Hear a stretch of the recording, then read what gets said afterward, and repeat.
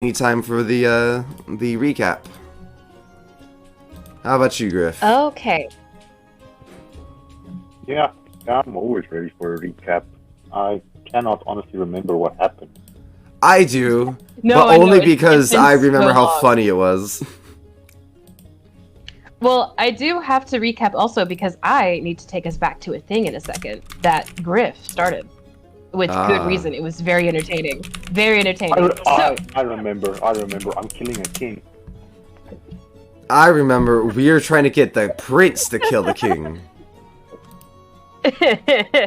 Well, so let's fuck, I'm sorry, I got caught off by guard by that. Oh yeah, I'm going to murder the king. Shit. No. Technically, Hey, we're going I got it in to. my notes.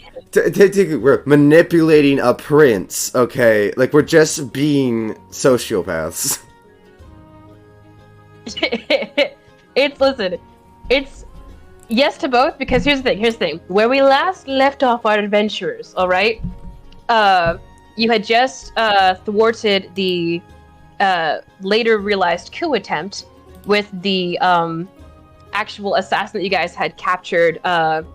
I believe if I remember correctly, like he was killed right in front of you guys, and you reanimated him without a head. Yeah. We killed him and I reanimated him.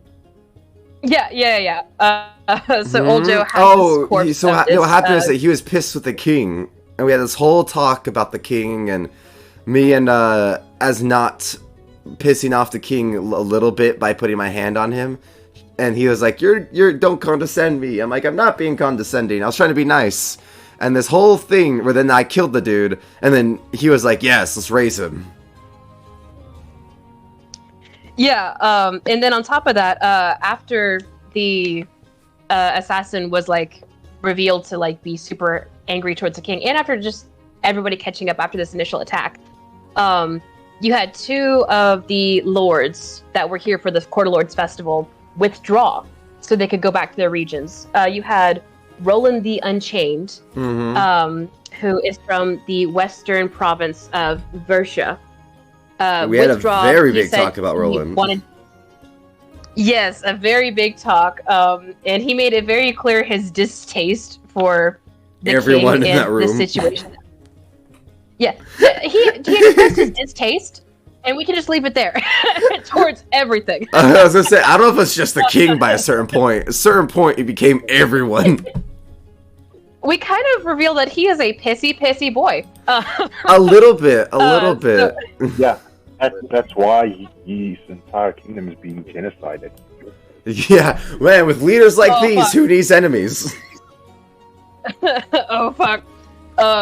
Yeah, so he was like, I want nothing to do with this. I'm not getting involved in this or my people involved in this. Me and my warriors, we're outie 5,000. So they withdraw. And then you also had Embers the Spider. Which we were kind of like, whatever. Yeah, it's something where you guys, because you antisocial pricks, I mean players, don't... no pricks. Opportunity to scout out the... I say that with full love and support. You guys are chaotic bastards, and I wouldn't have it any other way. So, because you guys are still, of course, new here, and the attack was very recent, and you guys were originally just trying to get the fuck out of Dodge. Oh yeah. You guys... Did we like bump into the BBG? Yeah. Like literally side bumped him. It was disrespect that got him killed. You mean the not BBEG? You're right, the not BBEG, the dead bitch. You don't know what I'm planning. Shut the fuck up. Anyway. If you revive her, I would find that to be so fucking cool. Not even gonna lie.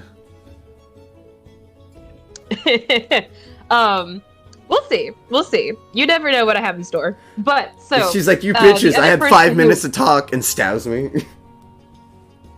Oh my god.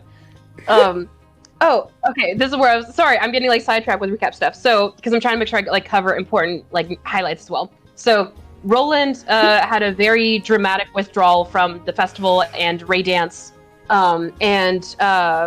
Then the also lord who left was the one who was in charge of the city town, the port, named Emrys the Spider.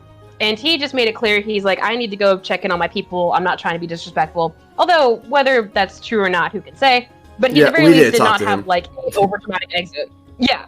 Yeah. Which, He did I not mean, have like an over the top exit content. to be fair, over the top is what got Roland the attention. So I feel like maybe Emerus, maybe I should be a little bit more subtle.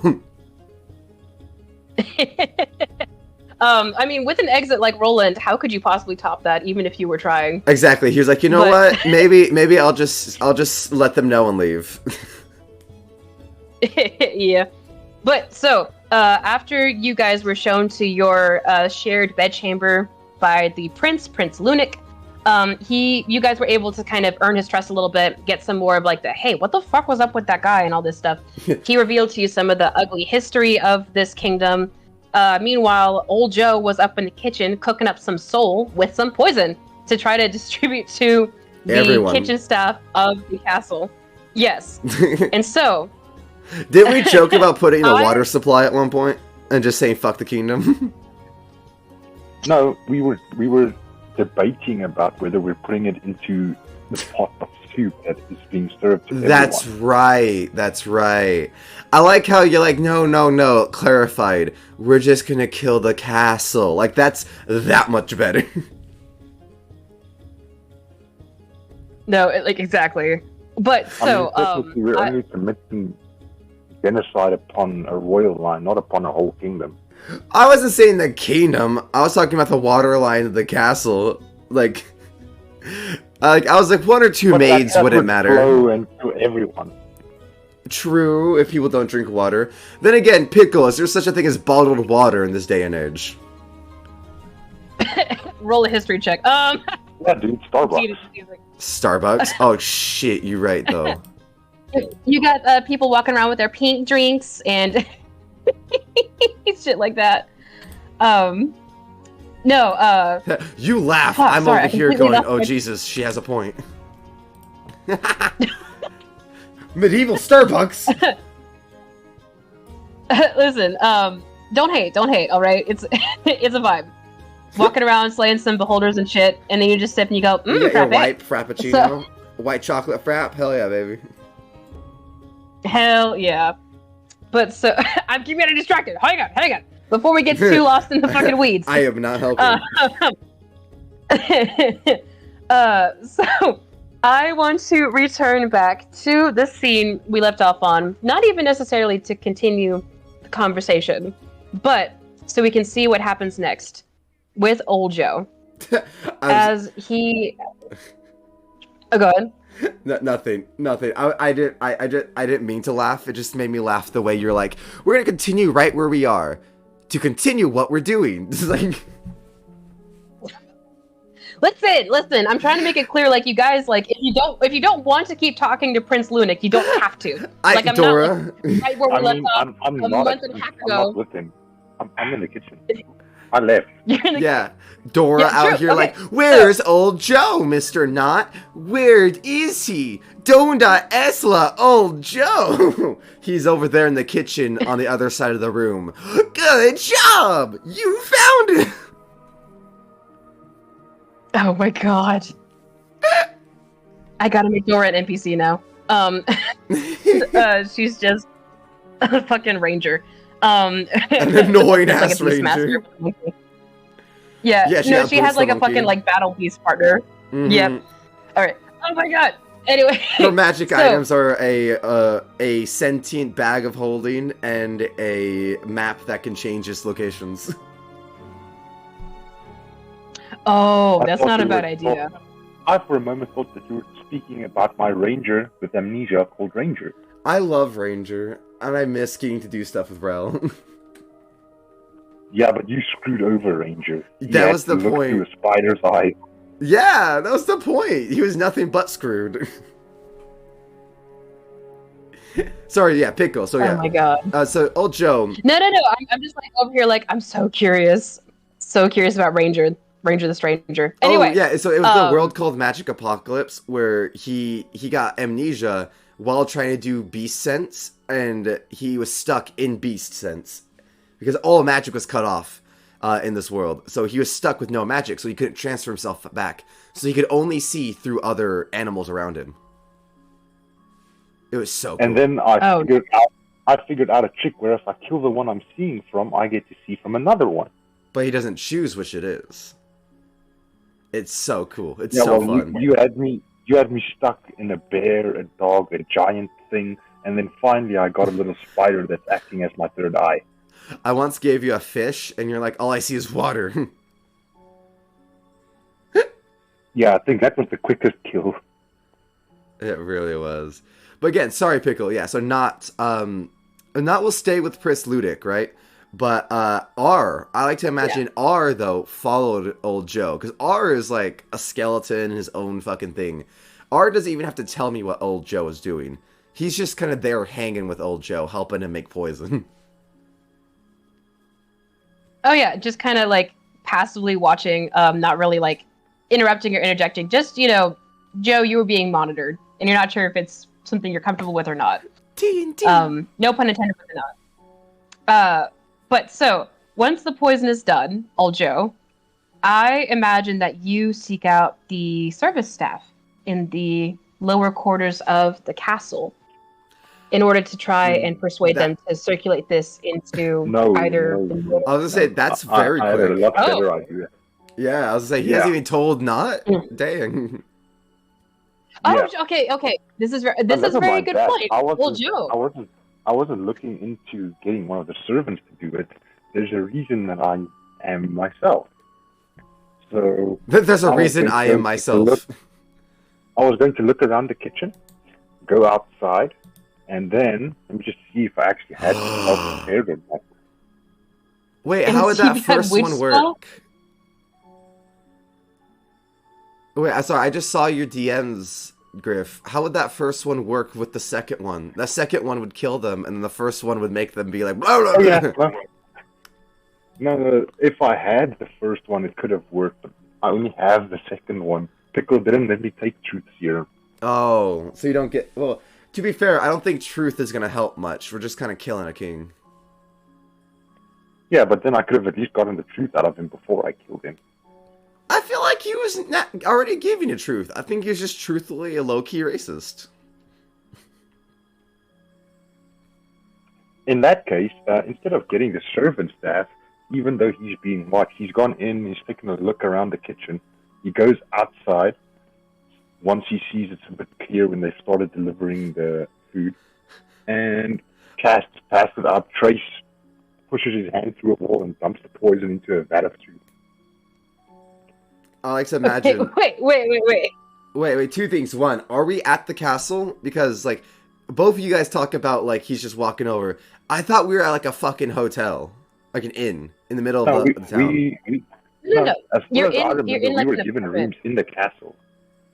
Yeah, so because you guys were guests of honor, and still are, whether they are doing it just out of courtesy, or for appearances, or if it's like, it's something where you guys are in like a little mini apartment basically inside the castle. Okay, I must have misunderstood last time then, because when you said inn, I thought we left the castle. I didn't realize it was part of the castle.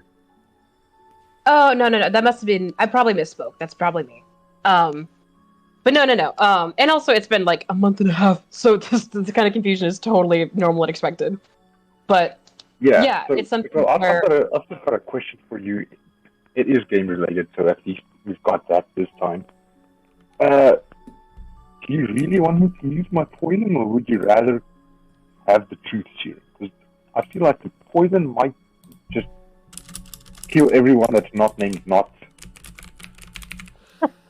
If you're asking me, I don't know why you're asking me. If you're asking her, then... Yeah, Not to survive. I would tell Not to eat. Well, I ain't gonna eat. I am a puppet. That's the point. Also, on top of that, I feel like at this point, R, like, looked at you just walk out without telling Not anything. And it's like, while Not is, like, chilling with the prince, he's just tapped Not on the shoulder. And it's just kind of like, hooks a thumb out the door. Yeah, he just, like, kind of, like, looks to old Joe, like, making his way outside of the apartment. Looks to you kind of talking with Prince Lunac, and you guys are in the thick of it. You're trying to, you know, coax Prince Lunac to, like, what would happen if you could be king tomorrow? What would that look like? Could you do it? You know? Right. And so... old Joe's making it a reality. Yeah, basically, we're whatever Pickle was planning, we're hurrying up the next, lining up the throne. Yeah, we're just skipping levels 8 to 12. We're going straight to 15. Pretty much. So, in that case, I'm not going to look at Prince. Look at R. Look at the lack of old Joe and just go in his head. Oh, God. Oh, God. Well, so, he's missing. I feel like that is such a legitimate response. Yeah, and, okay, so I'm a little turned around, so, like, bear with me, y'all. There's a lot going on. So, old Joe, you take the stuff that you just made, you walk out of the apartments without really saying words to Prince Lunik or Anat or any of his puppets or anything, right? Yep, R's like, he's leaving. Yeah, that's true. Yes, okay. So, you then walk out, and then you do what exactly is it you're wanting to do? Where you, like, slip it into everything? Yeah, pass without a trace so that he's basically silent as fuck. He gets, I think, plus 10 to your stealth, right? Yeah, plus 10 stealth. So I need to make a stealth roll, and then I can go into the kitchen again when I am basically stealth, and then I'm going to dump my poison into the soup. You know what? I love old Joe because unlike a manipulative, like, politician character or a bard who's like, I don't want to get my own hands dirty, so that there's, like, sense of, like, oh, no, of course I didn't do it. It was the cook. Old Joe's like, if you want a job done, you get it done yourself. I love it. I love that. Actually, now that you say that you have to do it yourself, that reminds me, I'm not using dice rollers anymore because they fucked me over. Where's my dice? Honesty policy, okay? Just saying. All right, so here's what I'm going to do for you to get to the kitchens and all that. I'm going to have you do 3 stealth checks. I'm going to have you do 1 to get to the kitchen, 1 to get to the, like, inside, 2 with the soup, which I'm also going to have you do another check in a second with that. But if assuming you pass the first 2, and then I'm going to have you do a stealth check for actually pouring it into the soup because it's noisy. And people may be cooking with it as you're trying to slip it in there. I was just going to say, like, imagine he's, like, slipping it in and someone goes to try to take a ladle of soup as it's being poisoned. Yeah. You start pouring it, and, like, you, like, slip and drop the whole fucking bottle in there, and it explodes on the cook's face, and they're like, what the fuck? Yeah, you killed one innocent cook as he's like, ah! my leg! My limbs! So, that is what we are going to do, my friend. And I'm not going to make the unreasonable DCs for these checks, don't worry, because it's also, like, nighttime, people are going to bed and stuff, it's late into the evening. I mean, so it's even not then, like... I would make it a low-key incapable, just because they're trying to kill the king, but, like, hey, if that's what you want us to do. Well, okay, listen, it's something where are there guards patrolling? Yes, but you also are passing without a trace. It's not like, oh, look at you sending fucking honesty pictures. Griff! Yeah, so you that's are 10 out of 10 good human. That is 2 best player. And a 29. Okay. So was the lowest a 29 is what you said? Yeah, the lowest is a 29. Lowest is guaranteed, eh? So, here's what happens, alright? You creep your way through the corridors. It takes you maybe a little bit longer than expected because you haven't really gotten a map of the castle or anything like that. It's basically barely your first day there.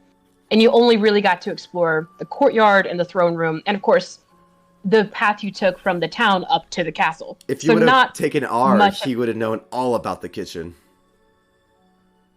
Well, R, like, he definitely kind of...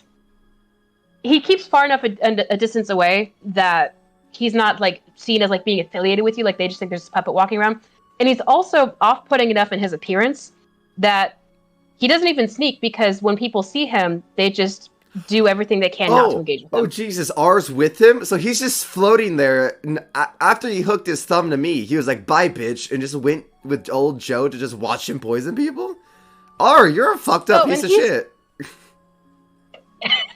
He literally is like doing like a whole stroll too. Like imagine like a kid in like a aquarium or some shit. He's just walking around staring at guards and stuff as he's passing by. The guards like avoid making eye contact and stuff because they know who he's affiliated with and like are already weirded out by R enough as it is. And they just like are like, he's a puppet. What could he possibly do? He's got nothing on him. So he's just la-di-da strolling through the castle, several feet behind old Joe as you are just kind of wandering your way through, trying to make your way to the kitchen. And then eventually not having run past them. You see in the distance, rounding the corner, looking, and just like peeks his head around. Old Joe? And then in the back of your head, you just hear old Joe.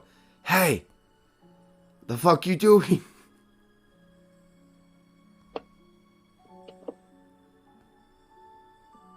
Old Joe? Okay. Oh, did we lose Griff?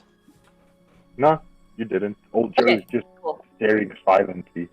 Oh, that scares not. Not's just gonna watch. He's not gonna interfere yet, as Not has learned not to interfere with old Joe, but R is gonna be closest, and Not will be watching from like 80 feet away. I do have to ask, what did you say to Prince Lunik to let yourself run off real suddenly? I turned around, so if we're looking back, so we go warp back for a second. Yes. It goes to R hooking a thumb and then just going out the window.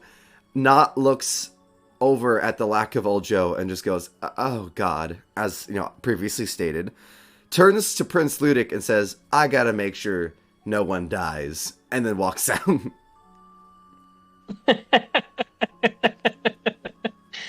And you left a very stunned, confused, and perhaps even concerned Prince Lunik in your bedroom as you chase after.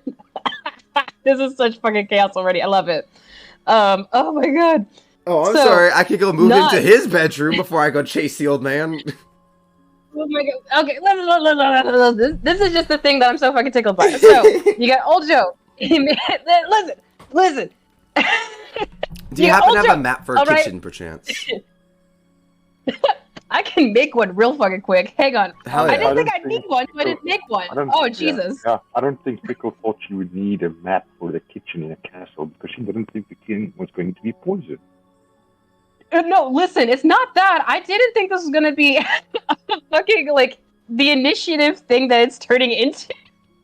I just assumed, like, oh, this should be a very simple, like, recap, and then we move on from where we're going at that point. I mean, the recap's over. We're moving on, Pickle. We're killing your fucking king. Listen. All I mean is that I thought it was going to be, like, a very simple, like, he slips down and does poison thing. I didn't think, like, it was going to be on top of him slipping down to the kitchen and shit. You got R, who's just, like, a couple paces behind, doing his own fucking thing, having a blast. You now have Not, who is adding to the suspicion, all right, of this whole experience with him also tailing along behind old Joe. By the way, bitch, because you said that, you also have to make stealth checks if you want to keep up with old Joe, because he's passed all three. If you get stopped by one, you have to fucking explain yourself, and you lose, and you'll get farther behind old Joe. Oh, man. That reminds me. I Is that explained disadvantage? Everything on the assassin. Okay, wait. So, hang on. What were you saying? Normal? And then I'll... Oh, yeah, go ahead. Yeah, Griff. Okay. Yeah, I'm trying to make sure I address both y'all's concerns, because y'all talked kind of at the same time. No harm, no foul. But yeah. I was just speaking out loud of my thoughts. I was just like, I could literally have just blamed the assassin we had already killed. I could have just framed him. I control him. He could have just dumped the poison in and... Well, if he was... So much reminder, by the way. Is he with you? Nah, he stayed in the room. I was going to say, with that, did we ever remove him from the throne room? Or is he just standing there? Yeah, he walked out. He's in your room currently. So, to add to the humor, we have Shodel and Bella, like, trying to entertain Prince Ludic, like some scared children, like, I don't know where my parents are. An undead monstrosity just moaning and looking in the corner. And Prince Ludic is just like, where the fuck are the other two? Okay, I do want to do a thing to further add to the chaos because I'm a dick and I can. So, unless it says otherwise in the spell that you can just order him to like park it there without issue, Joe, you got to make an Arcana check to see if you can convince him to fucking stay put. Otherwise, you got to do stealth checks for your boy as well. If you're talking about that, then yeah, I know that whole spell is literally the entirety of it is you control every movement of the undead. Okay, it's something where I suspected that it was like that the spell was like that, but I just wanted to make sure, like, in case, you know. No, valid. Like I said, I was being a dick.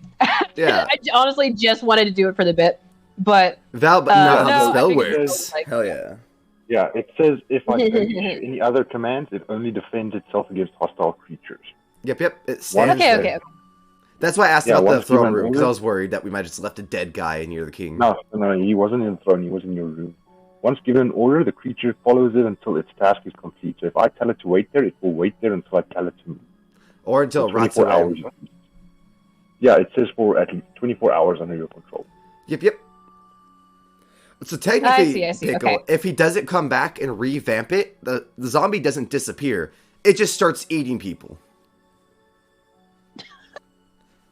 That's how the spell works. If you don't revamp it, it doesn't go back to like bones and shit on the floor. It just is a zombie without control. Yeah, that's why I'm giving Prince Ludic a chance to be a hero as soon as he becomes king. Or we let the zombie get him. Or I could literally control the king by making him a zombie. Y'all are simultaneously the best and the worst. I don't know what to do with this information. This is hilarious. I was like, you didn't think about that, now did you? Ugh, gang signs, baby. Yeah, squad. By the way, all right. Here's this. You guys are bastards. So, I just made fucking hell. Roll 20. I just made our little kitchen scene. All right, and so you guys. Oh fuck! I got a 22. By the way, no. You got a 22? Yes, and then a 7. I almost had a 25. I swear, the dice was on a 19, Pickle, and then it was like 1. I was like, no. Oh, hang on. I think did we lose Griff? Oh no, he just goes out every now and then. Friend? Boo. I'm sorry, friend. We can like hang back for a sec if you want to like, run your stuff and okay. Yeah, cool. I think we'll be fine because let's just handle not stealth stuff and then we'll get to him and we'll let him handle old Joe stuff. Because I don't think Not is going to get to him with the 7. No. So it's something where you were able to successfully make your way kind of tailing behind old Joe. And like I said, it's a very similar thing of like, it takes a bit longer than he would expect to find the kitchen just because you're trying to get a lay of the land. You get turned around a couple times. I'm like, where's he going?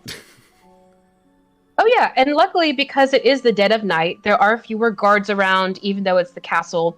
And so just meandering about the halls trying to find the kitchen, you're able to navigate it pretty undetected successfully without much trouble.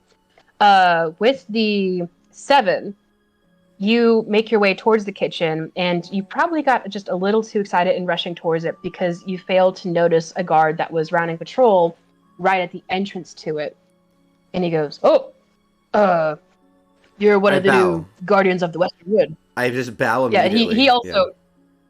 Yeah. He salutes. He goes, sir, I must ask what you're doing up at this time of night. I point to my lack of mouth. Oh, my apologies, sir. And I give a tummy a rub as if I'm just saying, like, and I point to the kitchen. Just say, like, oh, I was gonna go grab food. Make a persuasion check.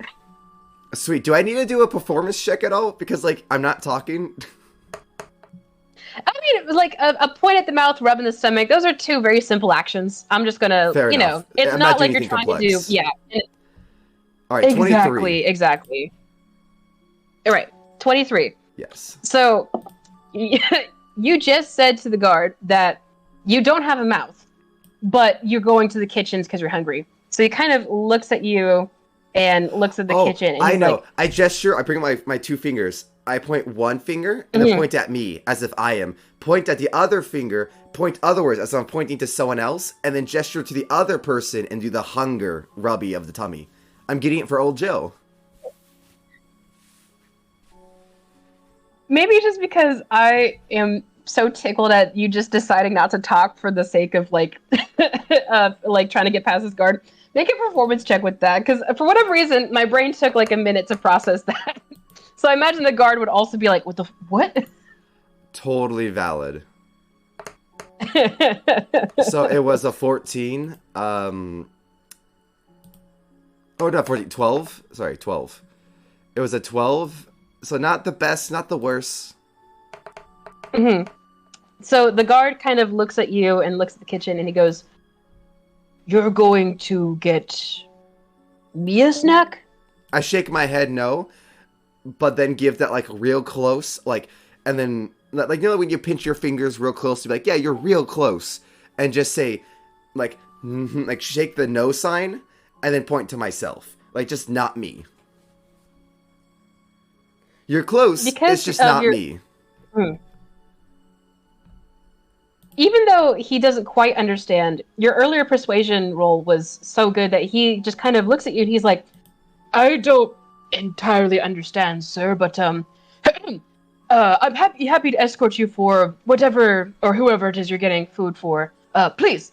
And he kind of like opens the door to walk with you into the kitchen. Well, I don't want to blow old Joe's cover, so what I'm gonna do is I'm going to... You could talk to him directly and see if that is more helpful. I'm not pressuring you one way or the other. I just think it's hilarious that you're like, "Oh shit, I've been caught. Time to mime." Like, I'm just thinking to myself, because if I talk, I have to think. You know, like, I have to actually think about what to say. But if I just fake miming, I can just bullshit this guy in a minute. Listen, I love it, but I also think it's hilariously like, oh shit, maybe it would be easier if you talked, but also, how would you possibly explain, yeah, I needed to head to the kitchen in the middle of the night by myself, and I don't have a mouth. You know what? I'm just going to do this. I'm going to take one finger, I'm going to point upwards as if I have an idea. Uh-huh.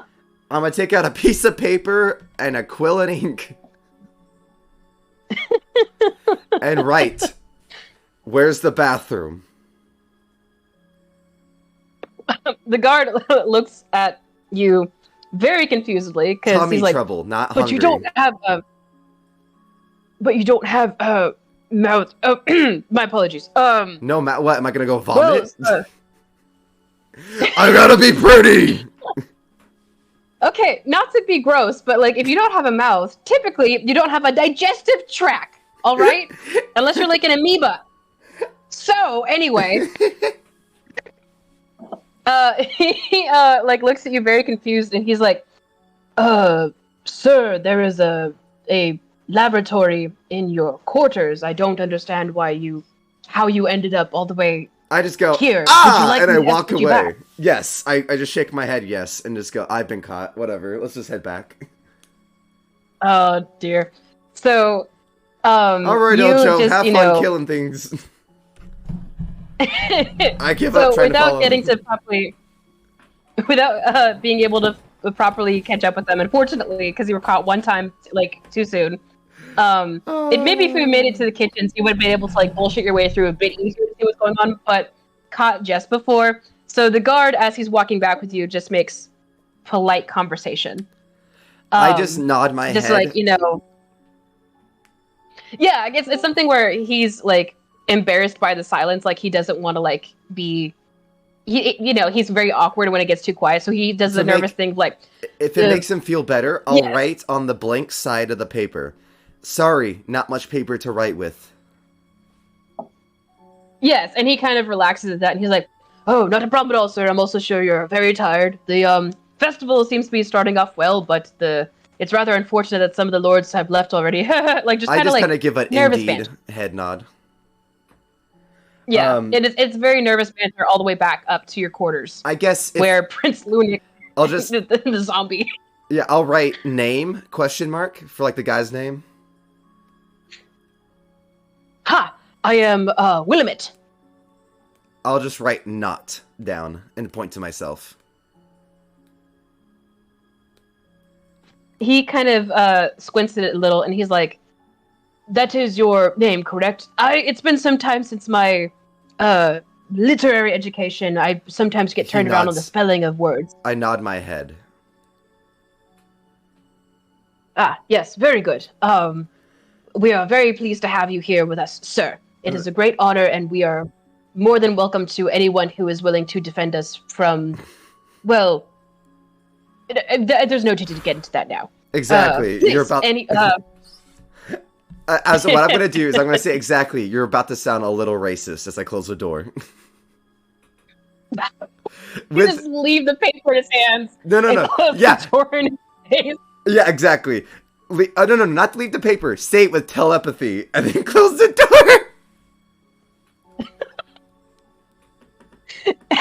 He stands there so flabbergasted. So he doesn't know if it was me or not. Drops out of his hand. Like, he's standing stock still, and his grip is just loosened up on a spear that, as he's standing there, like, stunned, it, like, slips out of his hand a bit, and he's like, oh, shit! And he, like, kind of, stumbles as you, like, slam the door in his face.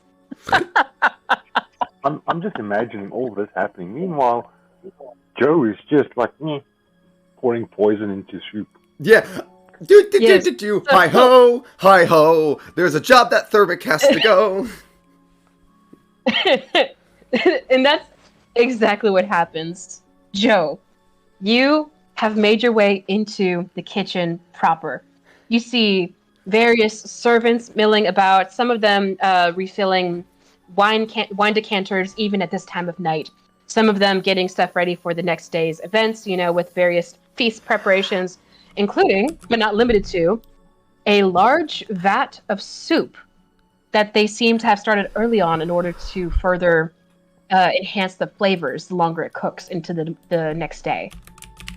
I want you to, however, do a quick history check for me.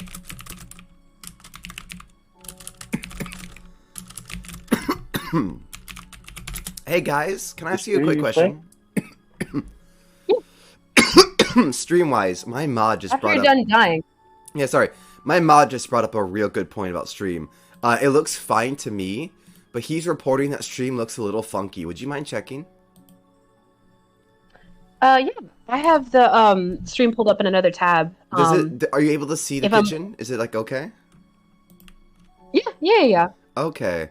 Then, okay, so yeah, JP, it might just be your screen, because he brought it up and sent me a picture that it was all, like, half cut off. I'm like, ooh, I just want to double check it's okay. No. I will say, it looks to be like it's a tad dark on your screen. Oh, no, that's normal. I have to fix that. Okay. So, yeah. Okay. I haven't figured out how to fix that, but that part's normal. Okay, cool. But no, otherwise, I can see everything just fine. Interesting. No, I don't know why it would make it like that. No, thank you. Yeah.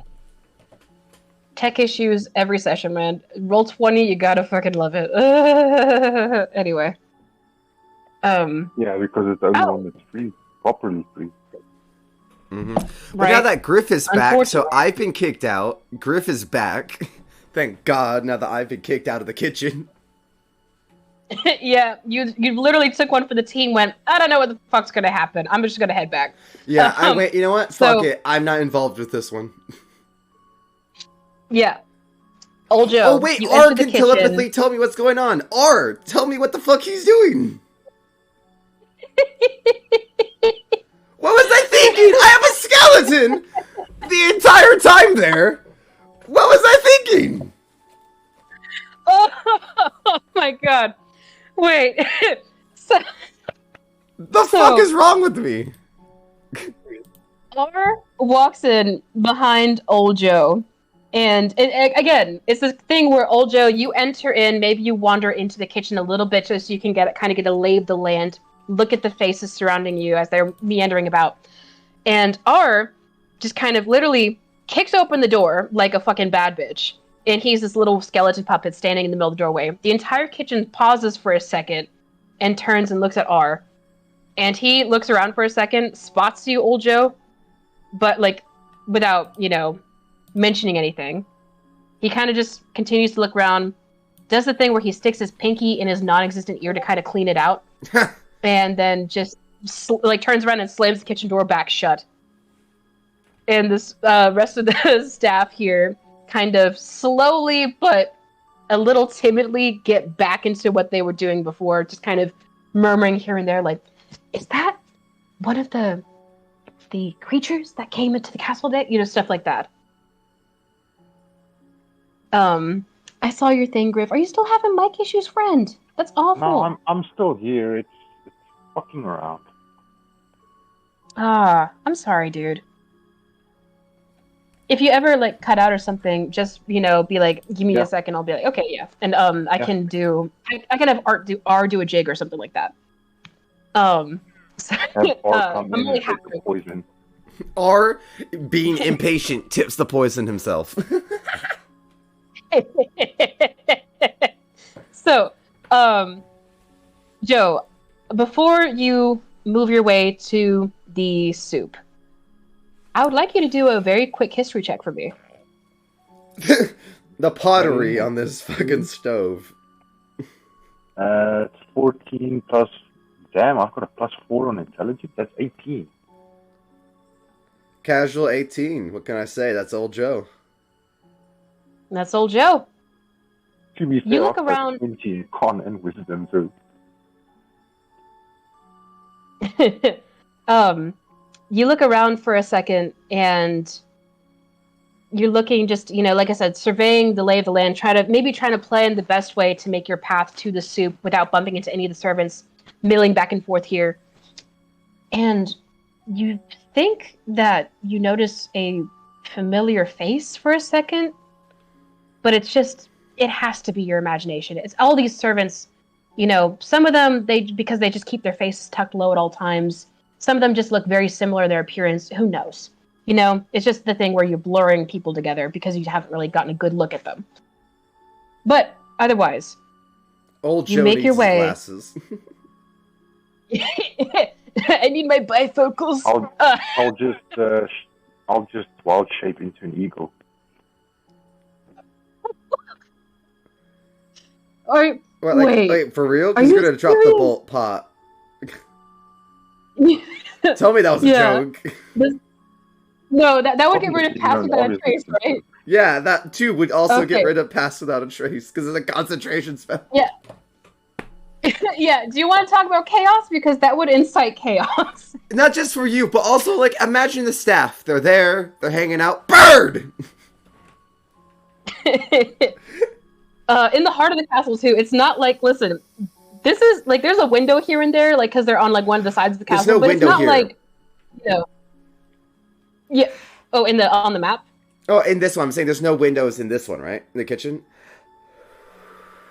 There's a window, but it's closed. If the window pane is shut, it's something where that you can tell they do it occasionally to it gets hot during the day, let some ventilation in, that kind of shit. Yeah. But otherwise, my brother in Christ, you good? Oh, I'm good. I just took a hit. Oh, okay. You were that's the second time you started dying a little bit, and I was like, oh shit. I hope he's not sick. He's becoming a real skeleton. Yeah. No. I'm just getting stoned while we play D&D. As you should. Listen, peak gameplay. I fucking swear. Peak gamer, bro. I need to do that. I would do that shit more often, but I am poor and I can't afford gummies right now. So, what was I going to say? Oh, all right. So, Joe, you, with the poison in one hand, you carefully managed to maneuver through these servants milling about, just getting things ready for the next day, tending to what you're sure is some of the late night, whims of nobility, refilling certain things, getting little treats for them here and there. You duck and turn and make your way over to the soup, a giant cauldron in the heart of the flame of the fireplace. It cooked, stirring tediously, but deliberately and religiously in some ways. Oh, he's a passionate just looking cook. he is like making sex eyes at that pot. And he takes out like a little spoon once in a while, dips it into the soup, goes, oh, and then just keeps stirring. So while he is in mid-turn, Joe, you carefully and quietly uncork the poison that you've taken from your pocket, and following just in front of his hand so you don't bump it, you allow the poison to fall from their vial and be mixed into the soup with this cook's turns, following his motions around the pot just in front of him without touching him. And then you carefully pull yourself away. And you slowly, but with the same meticulous, careful nature that you entered the kitchen with, make your way back through the servants out the door. Are still in the kitchen behind you. Mm-hmm. Does a jig out of merriness. He looks around for a second, walks right up to a servant who freezes as he approaches her. A tray of like sweets, like mid grab. I like to imagine he stares at her, doesn't do anything for a moment. The right hand slowly lifts up, grabs a strawberry covered in chocolate, puts it up to his mouth, and then turns and walks away. Close, very close. He looks at her, stares at her, slowly reaches a hand out, raises it very high above the platter, and slaps the platter out of her hands as hard as he possibly can. Are you genius? Looking her dead in the eyes, she just kind of goes, like freezes, like recoils back. And he just slowly turns, still making eye contact with her, allowing his head to do a full 180 as he turns the rest of his body to walk back out of the kitchen. You know what? You're right. That was a far more R than I ever could have came up with. And so, old Joe, with R, once again, following just a little bit behind, make your way back to your apartments. This new development. Being like, so yeah, anyways, I found old Joe. I'm sure we're gonna be completely fine. By the way, did you happen to hang out with the zombie at all? Or has Shodel and Bella been giving you good company?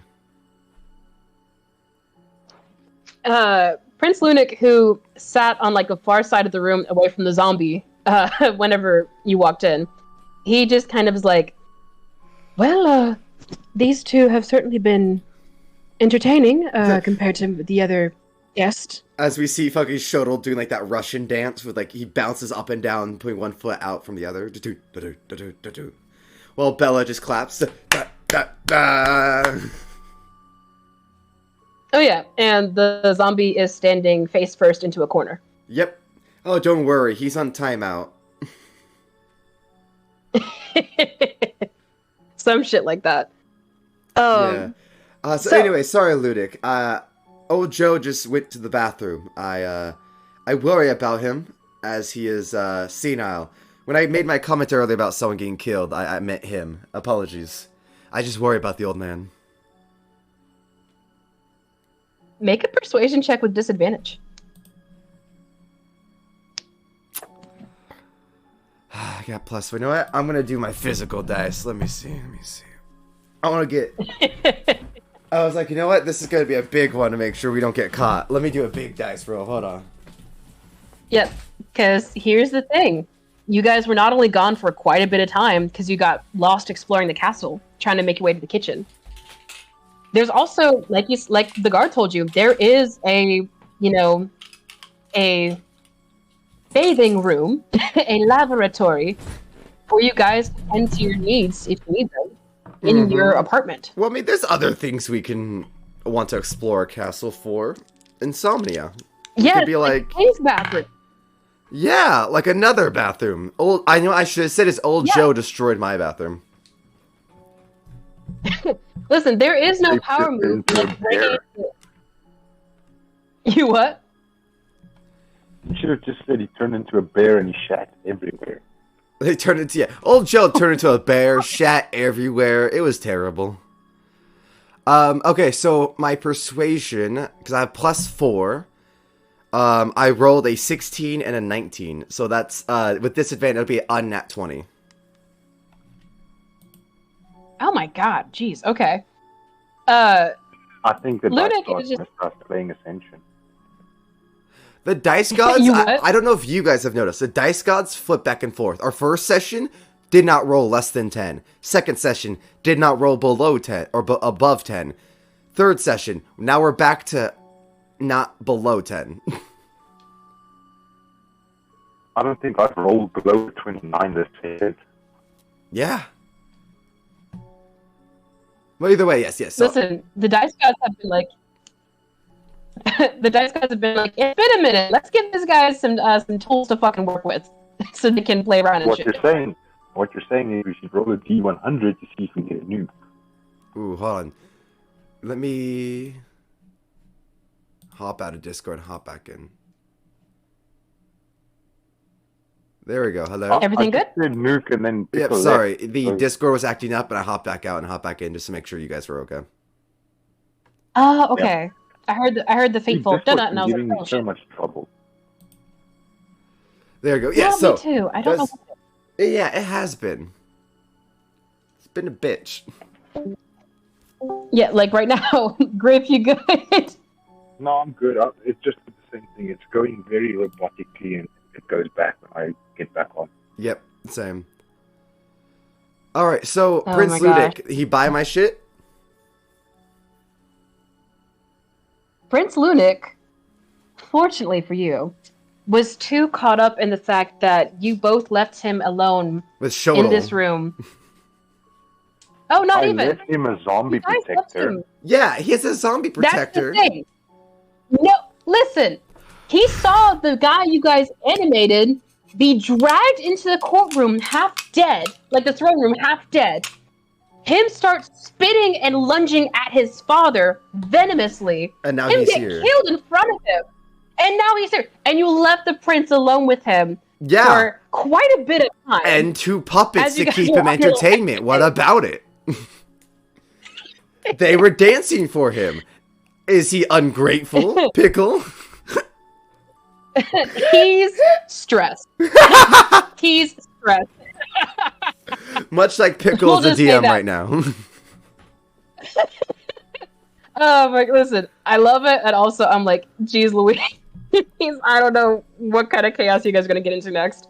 But so But, he just is kind of nice. like, he's like, very good. Perhaps, and he like straightens up and like clears himself off a little bit. Perhaps I should turn in as well. I'm afraid I may have overstayed my welcome. Please, Oh, yes. thank you for lending me an open ear and for your counsel.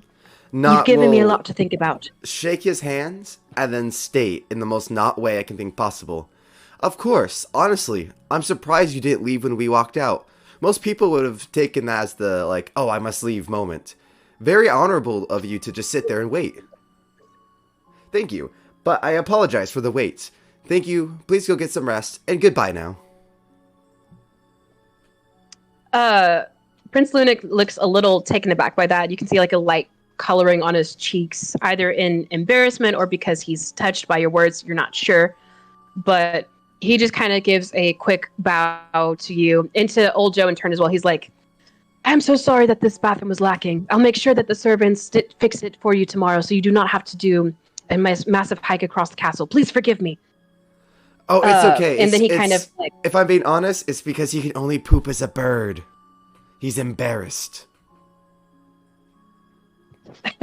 Lunik puts he like gasps and like covers his mouth with his hand. He's like, my apologies, sir.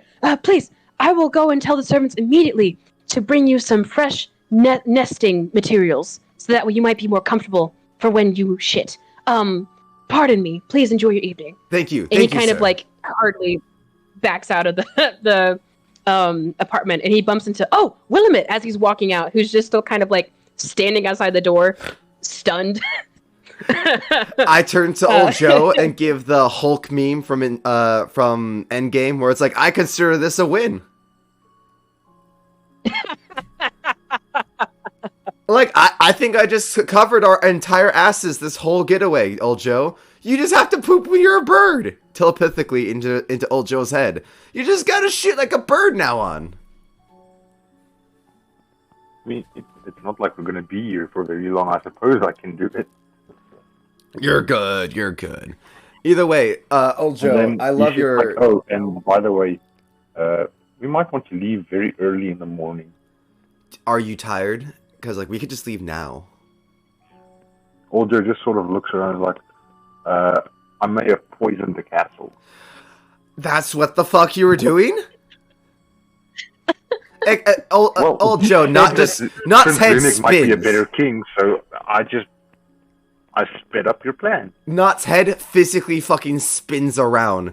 As he goes to, like, so what happens, as I explained, he goes to facepalm himself, like I should have fucking known. Slaps himself too hard, his head spins around 360. In fact, make it 720, he goes around a few times.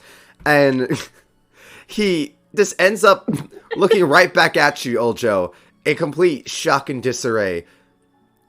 I was talking about that as, like, a potential plan. You did what? And I put the plan into action. You did what? He just shrugs and is like, there's a lot of people. The king was being a dick. I put poison in the soup. We need to leave early. We need to leave now, old Joe. I need to poop as a bird. You just told the prince that. We could just leave and then we don't have to ever prove that. They wouldn't know it was me. They won't, exactly. That's why we have to leave now, before they suspect us. No, that is very suspicious. I'm just gonna blame the Dragonborn dude that left. Or the elf. The one who left hours before. Or the elf, the one that clearly had an issue with the king. Or the elf. Honestly, there's a lot of people that we can take the fall. Let's rather stay. If you sleep, I or could make the spend new time king. setting up a fall for Ranald. Just make it look like it's the elves.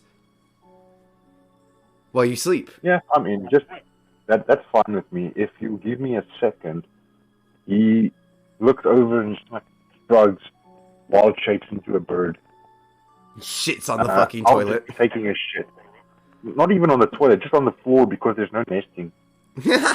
You gotta make a point. Exactly. Boom. We're covering our asses. Okay. Also, don't forget to recast Ray's dead. We don't want him turning over overnight. True. Yeah, as soon as he wild shapes back, he's just gonna look at it and like, I can always recast it in the morning. We only got back with the king in the afternoon. Well, let's just rather recast it, then we've got an extra 24 hours. Exactly. While he's doing that, Knott's going to stand outside, panic. Cause like, oh god. Paylor, why?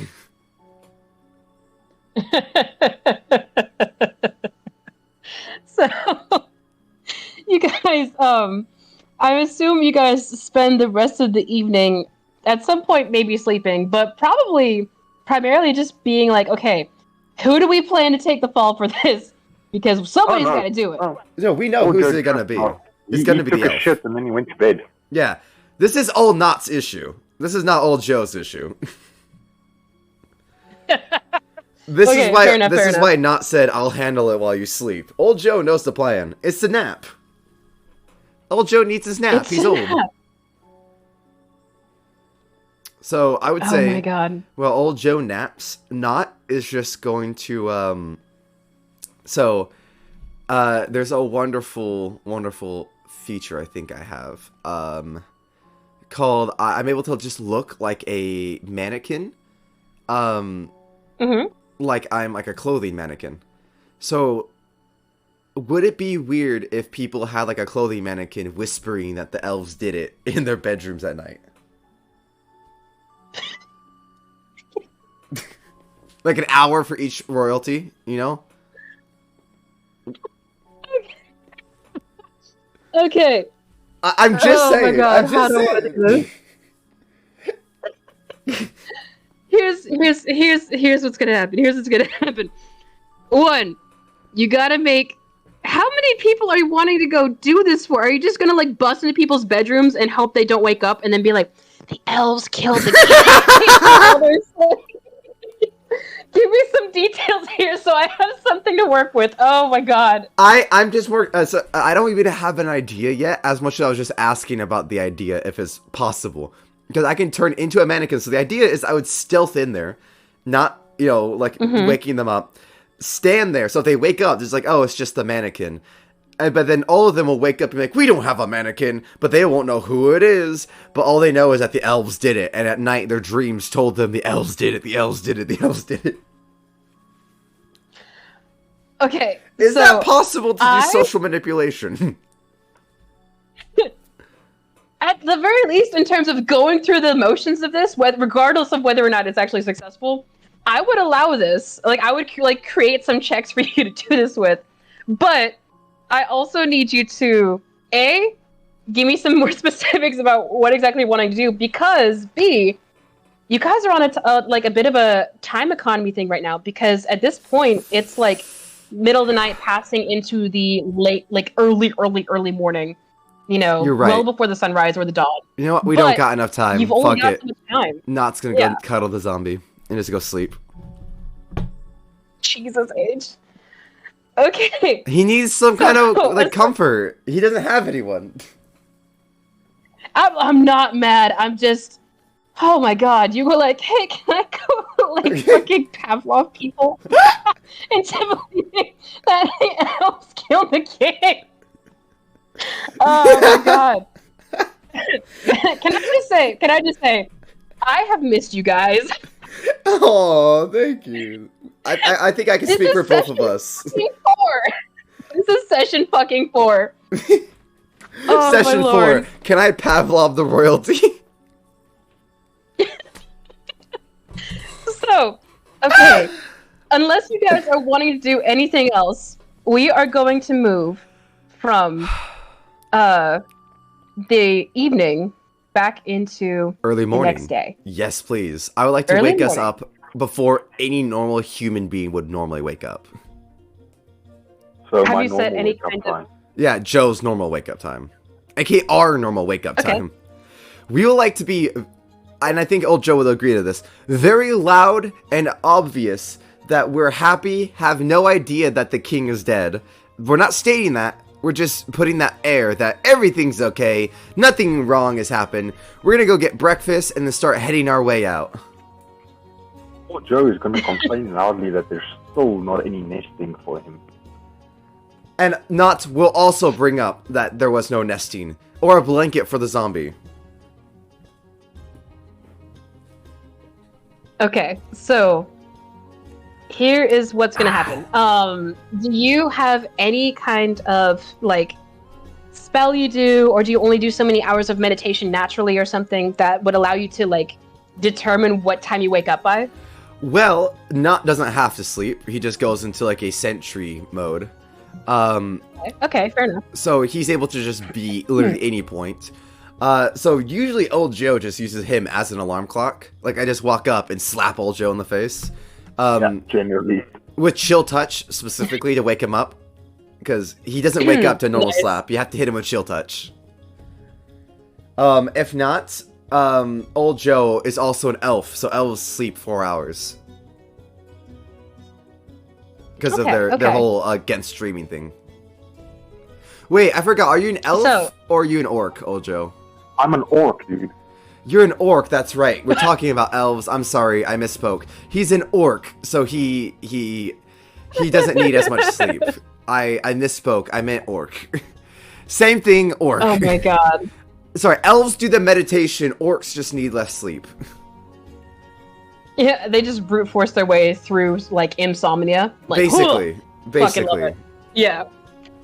Sorry, right. I messed up. I meant elves do the meditation. I misspoke. My bad, Miss Old Joe. What about old Joe?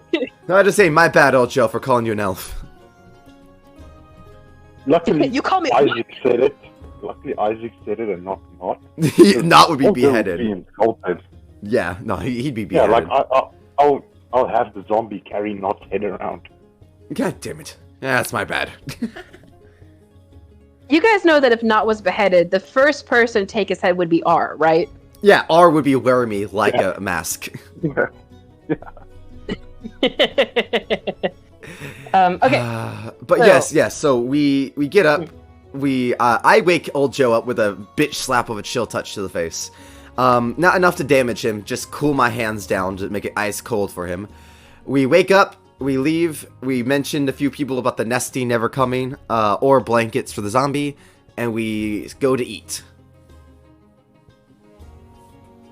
Okay, so as you guys Before open that, the... Before Uh-huh. that, Yeah, before we leave, though, I'm gonna cast what's it called, the poison thing. detect poison. No, it's resistance to poison. I just can't remember its name. Oh, you don't have to eat it. We're just gonna go watch them die. We don't have to eat shit. But I'm hungry. Oh. He's like, I'm hungry. I have to eat the poison shit. You know what? Fine. Old Joe, if you don't eat the poison shit, what if I sneak you like more fresh bread? But the soup smells really nice. It's really, but you poisoned the soup, Old Joe. I'm still eating it. Oh my god, Just cast okay. protection from poison. Yes, he'll cast protection from poison so that he can eat it while everyone else dies around us. And Not doesn't have to eat, so Not sits there and plays with the food. Okay, so here's what I see as happening. So you guys wake up maybe an hour, before dawn. Something where it's still enough time for old Joe to have gotten a little bit of sleep, and Not, of course, you're just waiting it out basically. But before the castle really gets into its routine, maybe there are some late night guards and servants and stuff who are still up, or some who are just getting their day started extra early. But you open the door to your apartment in the castle, and you see, waiting in a sleeping Sir Willamette's lap, a little note outside of your apartment. And so you take up the scroll, and after a quick cursory glance, you realize that it's sealed with a royal seal. Oh god.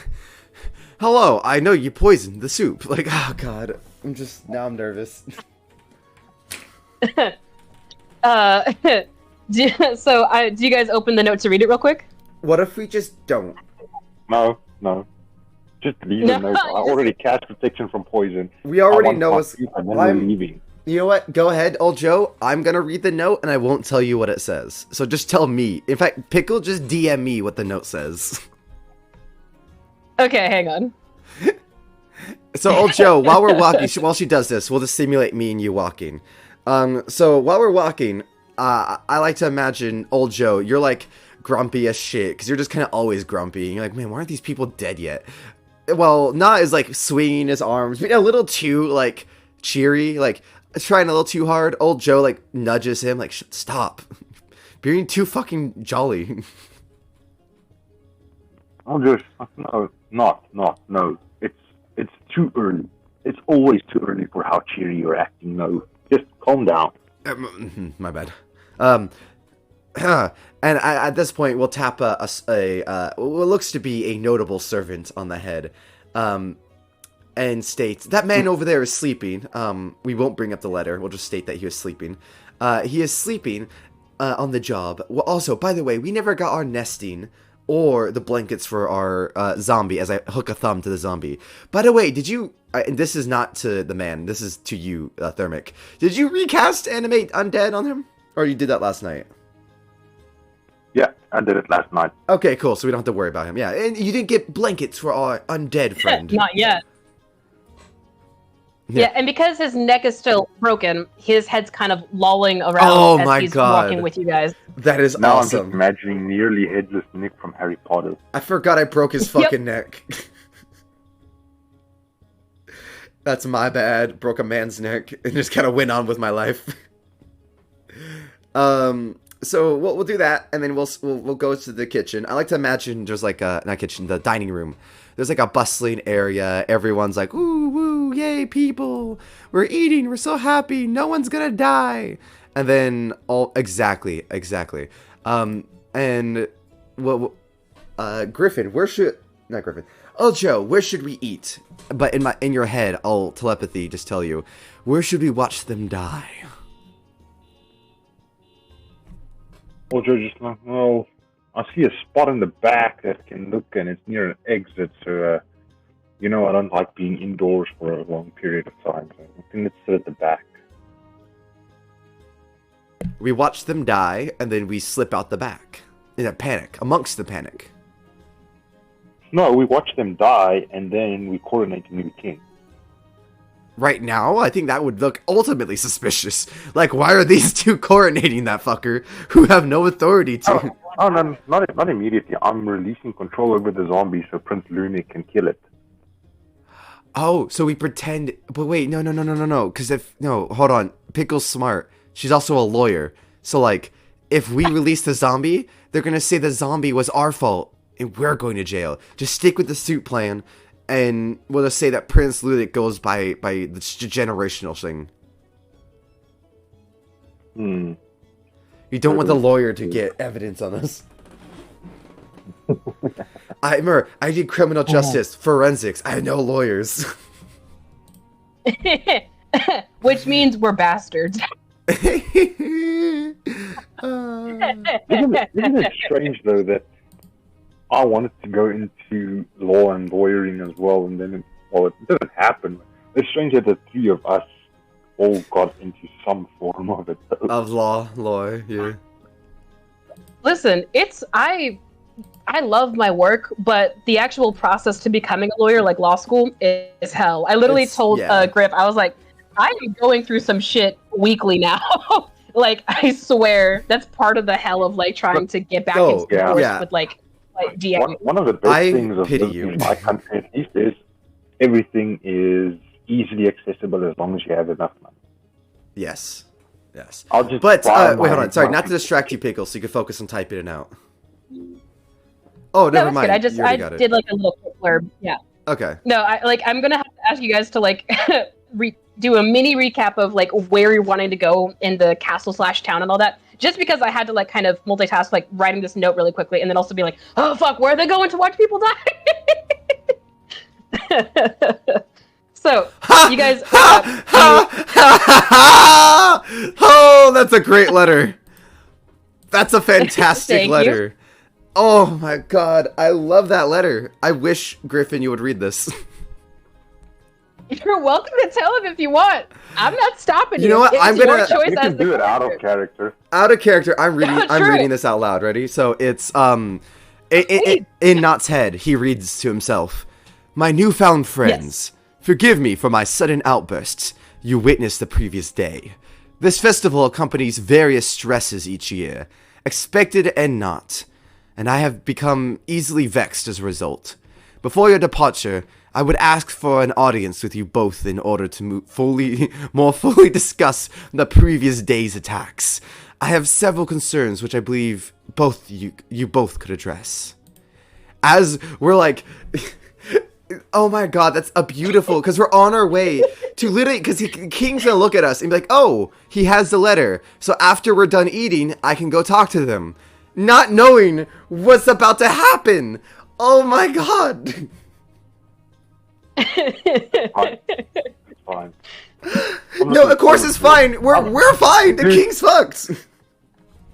Yeah, but I don't care about that. This is just gonna make us look like bigger heroes. Yeah, we're gonna try to save the king. In medicine, I'm gonna pretend to try and save him. And I'm gonna do prestidigitation. No, I'm gonna do false life, so he looks like he's dead already, whether he's dead or not. Dude, I'm just gonna cast animate dead. They're not gonna know what he died from. Because then he's gonna turn into a zombie. We're like, oh my god, he was poisoned, become a zombie. I mean, my question is, do you want a kingdom?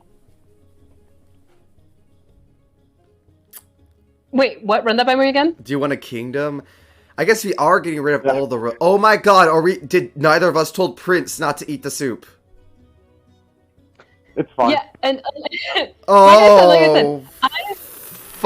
need you guys to do a very brief just recap of, like, where it is you're wanting to go in the castle Are you guys wanting to go to We're the in main the dining room room. / dining hall? Yeah, and we're gonna watch from the corner. But we kept the prince up late, and we woke up ungodly early, so I doubt he'd be here yet. Is the prince there when we walk in? That's before they eat. We have to find the prince and at least tap his back with poison. Resist. So, you guys ask around a little bit to like, hey, we are the special invitees. We are looking for some grub. Where's the king? Because we are planning to, yeah, that kind of shit. So you guys, with your, your zombie and your dolls, your dolls, my puppets. They're not dolls. They're action figures. Shut the fuck up! I swear to God. So, you guys, after asking around a little bit, some of the terms like, oh well, the feast doesn't begin properly until midday, but you guys are welcome to eat in the dining hall or in the throne room where we have like different tables set up. So we have to wait till midday to see people die. I told you guys they were preparing for the feast for the next day. I said what I said. No, you're right. We just thought it was gonna be like the morning, like people. What is this fucking Thanksgiving? They gotta wait till like dinner. I thought like people wake up and do things for feasts. Damn it! You guys are also up at like 4 or 5 in the morning. Just saying. Is this not? Wait. No, we said like 7. Oh god, I thought that's what we were going for, like 7 in the morning. No, it was 5 in the morning. Before dawn, the sunrise is around like 6-ish. Well, I don't want to wake up before daylight dawn. Saving time. Old Jill still needs a nap. Okay, fair. So okay. So let me fucking clarify this just so we're on the same page, because that's my bad. I got turned around with like not only when dawn is, because daylight savings changes fuck me over every time, but also you guys are wanting to get up at around like 6-ish, give or take. Yeah, because that's what I believe dawn, like the full rise is around 6, which is when like druids would get up. Yeah, that makes sense. Again, I'm thinking of like daylight savings when like the sunrise would like start at like 5:36 kind of thing. Think of old Joe like a farmer. He wants to get up when the dawn is it's shining and actually shining, not when the sun actually comes up. Right. So you guys enter the dining hall. There's a couple of, or not the dining hall, the throne room, which for the purposes of this festival has also been made into a bit of like a socializing eating place for, the various nobility who have come here. Mm-hmm. And you don't really see anybody nobility. And among like bits of porridge here and there, some bread, like a very like light like spread for breakfast at this point. Can someone move the zombie assassin over here with us? You know what? I'm just gonna give one of you guys control. Hang on. If you give us both control, that'd be kind of funny. So we could just like move his ass. Okay, wait. Yeah, if you guys both control, that means okay. If he's gone, I can move it for him. Yeah. Yeah. So Actually, I'm not gonna also gives me another idea. Thank you, Pickle. Now the zombie assassin's also gonna eat some of this. Why would I poison my own minion? Food? Yeah, I mean, I guess the zombie is fully resistant to poison, but I guess some people may come to that conclusion. Exactly, he might just a bit more. So, sorry, I just... So if the zombie eats the poison, will his teeth be wyvern poisoned? That's like trying to poison a blade, right? So if the zombie bites someone, they get wyvern poison, right? Not getting into this with y'all for a minute. Okay, let's just fucking set the scene for a second, and then we can we're doing this. I demand to know if my zombie is now going to be able to have a wyvern poison bite it. Yeah, it's critical. You know what? It's most critical, you could say. You know what? If/when it ingests poison, I will fucking let you know at that point whether it now has a fucking poison bite or not, like a fucking Pokemon. I will let you know if that HP power will TM, thank you, not HMs. HMs are in the main fucking tower. Unforgettable. Those are the single-use ones. And they always make the best move single-use. It fucking sucks. Exactly, anyway, TMs. Shut up. It's been like a year since I played Pokemon. Shut up. Anyway, fuck. Stop. You know, Pikachu breaks through the ceiling and accompanied by Donkey Kong. Roll for initiative. I swear to God. Super Smash Bros. Doop, Doot. And old Joe just looks down and I've waited a long time for this. He pulls out 5 cards and summons Exodia. I pull out my to insult Pikachu, I pull out my Digimon. As an aside, okay, in case you guys are ever interested in this, I have, like, I'm calling it a D&D, like, tabletop bucket list. There are certain things I want to either play or run as a campaign in my, like, TTRPG lifetime. So, or like a pen and paper RPG. That's what I mean. So, I would love to run a Shrek campaign at some point that is just for having the wackiest, zaniest, most bullshit characters ever with Shrek. Because it makes for a very great D&D campaign. So, do with that what you want. The bard. You give me the donkey, sure. Well, you guys will have to be limited to Shrek characters. It's literally like, because Shrek has like a bunch of fairy tale characters. I'm Princess Fiona. You could be like, no. On God? I'm Queen? Fiona. Mistress? I think Donkey has a charisma modifier of like +20. I mean, he sleeps with a dragon. Donkey rolled to seduce the dragon. He succeeded in seducing the dragon. I'm just saying. And he got her pregnant. I'm just saying. Donkey is a bard of another level.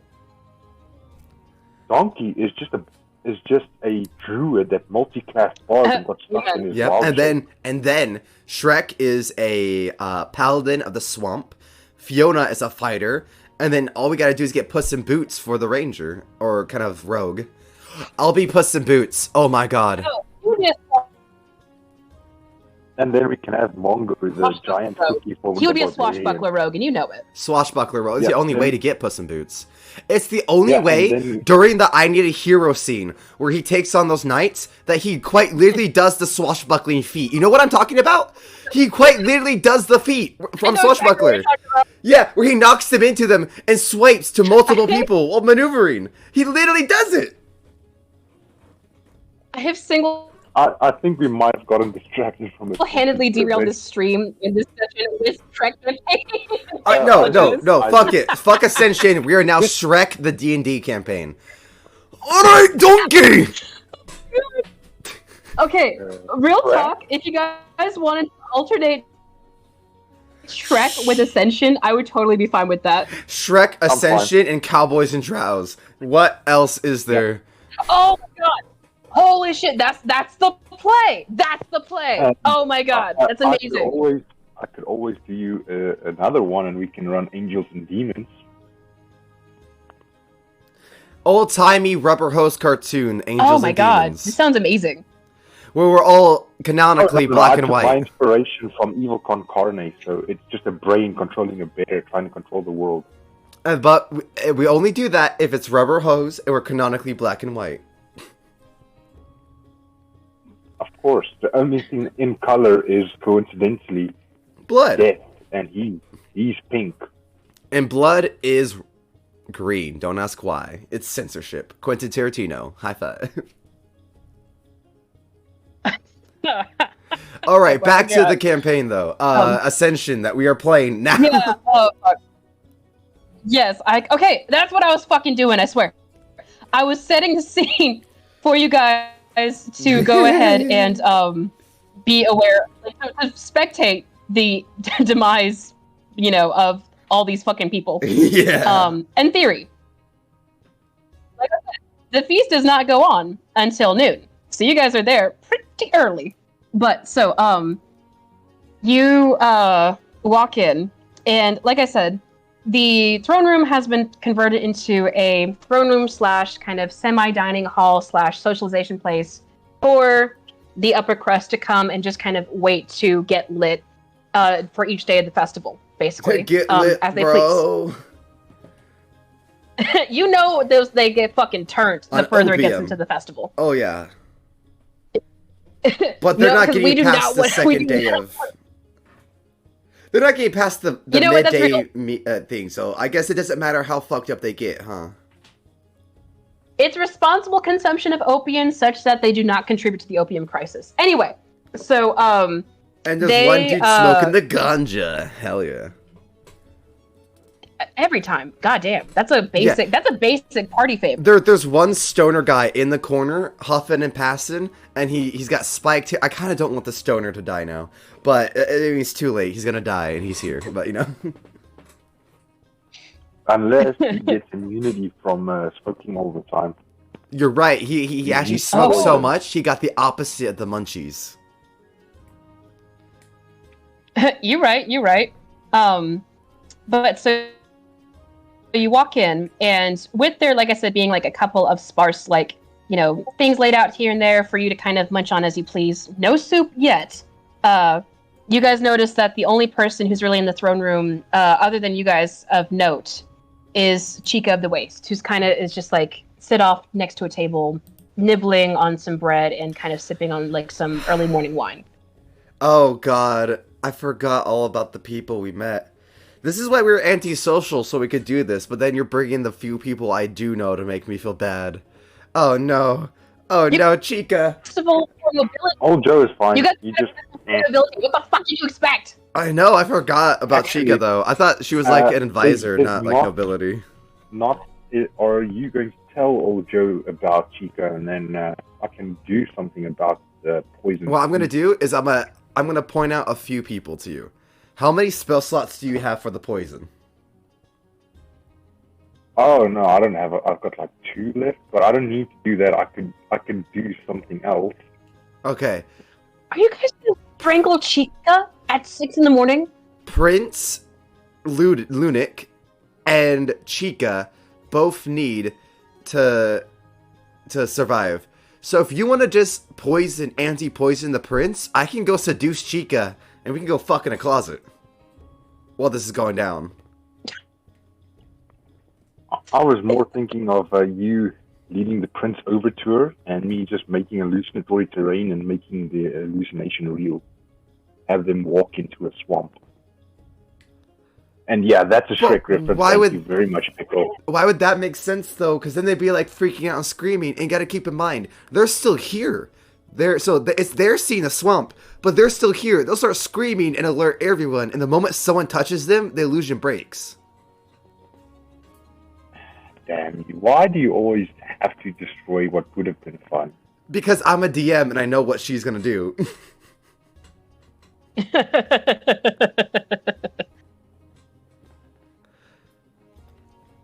What if we do this? Fine. What if we do this? Go pat the prince on the back, ask him how he's doing today, then come back. I'm gonna go seduce Chica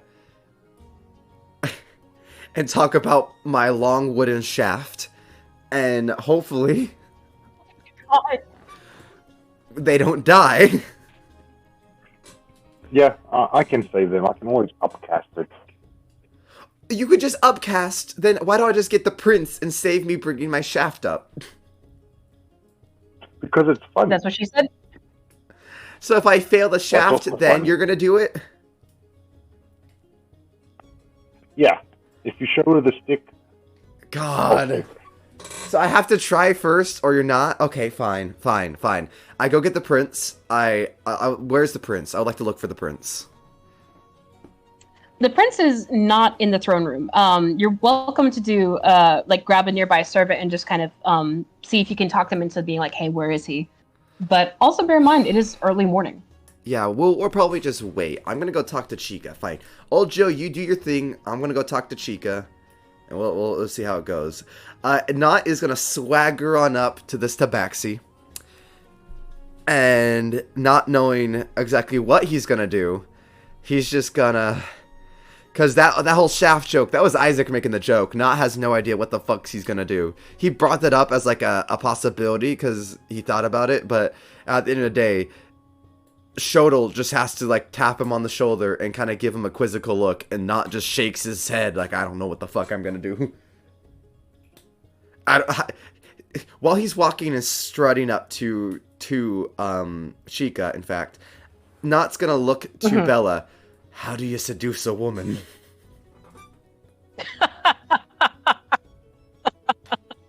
Do you want me to answer that for Yes. Bella, or do you want to do that for No, Bella? no. Please, Pickle, tell me how to seduce Chica. Okay. Just to clarify, can Bella talk? Yeah. They all can talk telepathy to me, and only me. Okay. It's just that R has chosen not to up until this point. Yes. Hilarious. Yes. Okay. Yeah, if you need a refresher, we retextured the Pack of the Chain. So, for all three. Remember, all three of them are parts of Not's personality that was taken by the Warlock and made their own personalities. So, R is that weird, curious, morbid part of Not.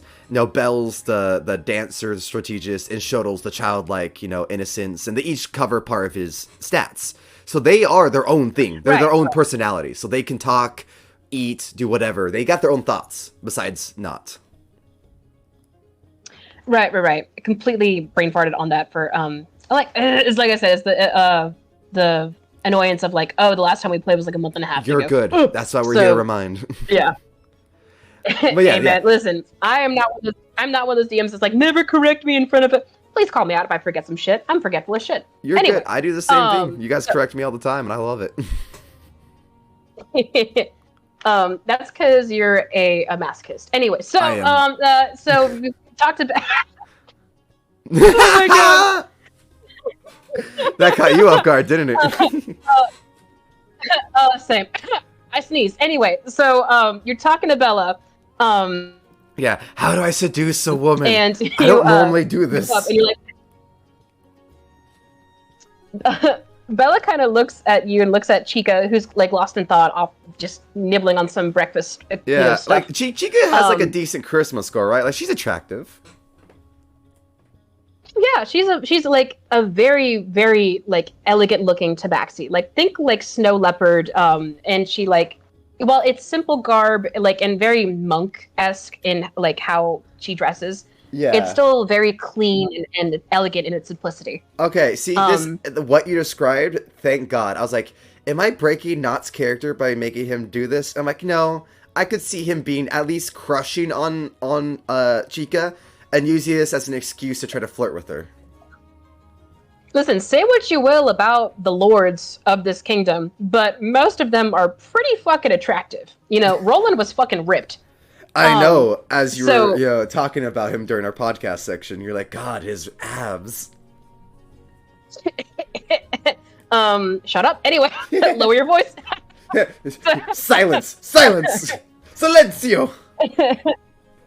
Is it wrong for me to thirst after my own characters? Anyway, so, Bella, just kind of looks at her for a second before coming back to you. And she just kind of is like, the thing about going to seduce a woman is you can't be too aggressive. They'll pick up on that and they'll get turned off immediately. So, ask her some questions, see what's on her mind, and then ease in for the kill, like a viper. And she kind of does like a little snake swimmy swam thing with her hands. When she says ease in for the kill, I pull out my dagger and give a quizzical look. Bella immediately is like, oh, we love the energy. Maybe if you're trying to seduce her, don't threaten her. You want to, kill her with pleasure. You know what I mean? I have never felt pleasure. You know what? You know what? Why don't you just start by talking to her about her day? I will go with you and coach you as needed. Hell yeah. Alright, so he does this. I wish I had my camera up so I could just show you. But basically he does a swagger, left and right arms just kind of lightly popping up and down.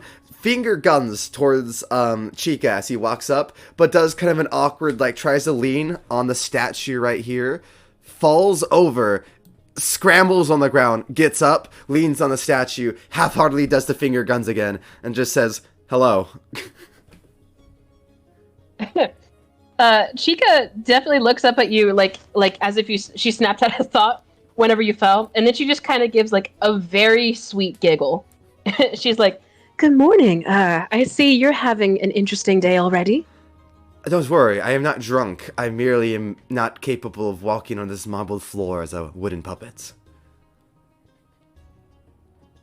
Ah, yes. And she kind of like bends over to look at your feet.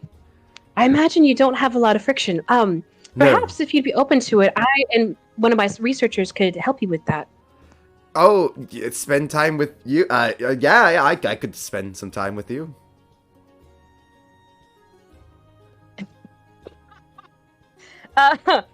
Bella, like, she kind of like leans a little awkwardly off to the side out of like Chica's vision, but gives like a very like tentative thumbs up.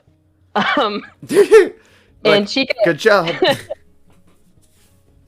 Chica gives like another little giggle, and she's like, that is quite a thought, but well, and she kind of grows sullen again. I may be preoccupied for a good bit of today. We had some an unfortunate experience yesterday after the attack. Oh, what happened? That I need to see to. Well, and she like kind of turns back to her cup, and she's like kind of sulking over it. It's the damnedest thing. There were all those specimens, the bodies that you and your friend had acquired after that sudden attack the other day. And I was asked by the king to do an investigation. And oh, so you're smart as you are, elegant looking. And he does that stumble over his words as well. Yep, nope, it's totally in there. Totally canon. Make a persuasion check. Oh wait, if I'm doing it for my boy, I should do physical. Nah, I'll just do that 'cause I already rolled. I'm not gonna be a bitch, just like, no, I don't know what the roll is. No. A 19. 19, okay. Chica is definitely taken aback by that, and she's like, oh my. And she kind of leans in a little bit, and she's like, I don't suppose you'd be willing to let me take you apart sometime. Not quite literally takes a step back and trips again. Feet upwards as he then does that comedic cartoonish falling back down. Oh yeah. Very classy cartoon. That's hilarious. As he's like, yeah, yes, whatever you need to do for your research.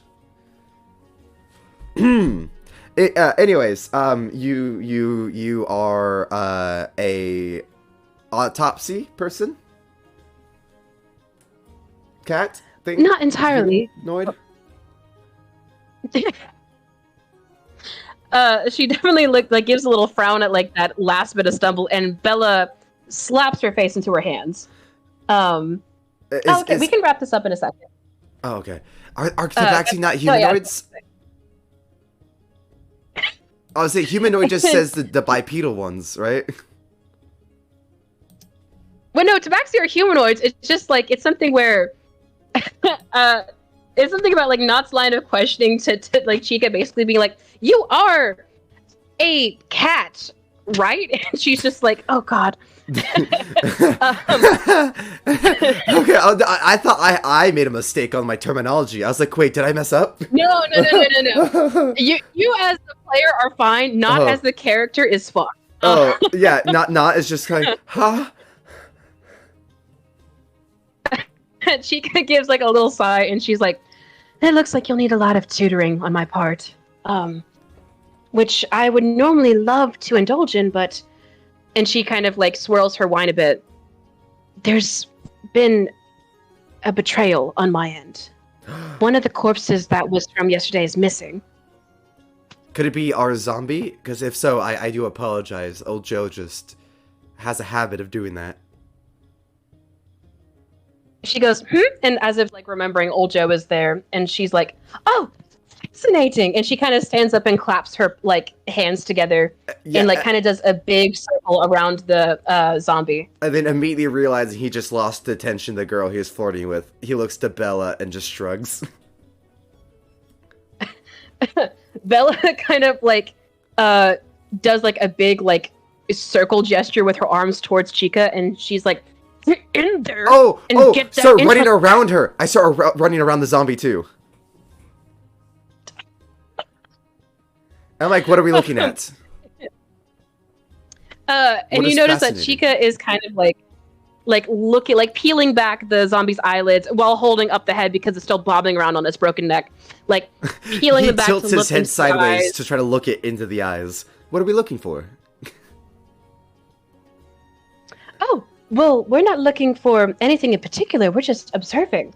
You see, and Chica is just kind of like nonchalantly talking as she's like inspecting. As she does that, zombie spins his head backwards to look at Bella, so he doesn't like have to move and alert Chica. He flips his arm backwards and gives a thumb up to Bella as he just kind of telepathically to Bella, "We." As he gives like an excited heads up, like thumbs up, and then turns back to Chica with his head like, "Wow," as she's like fully focused on the corpse.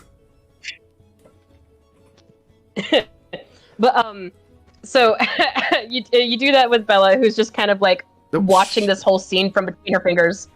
And Chica is like kind of just off the wall talking. Fuck! I accidentally reset like the she's goddamn browser. inspecting.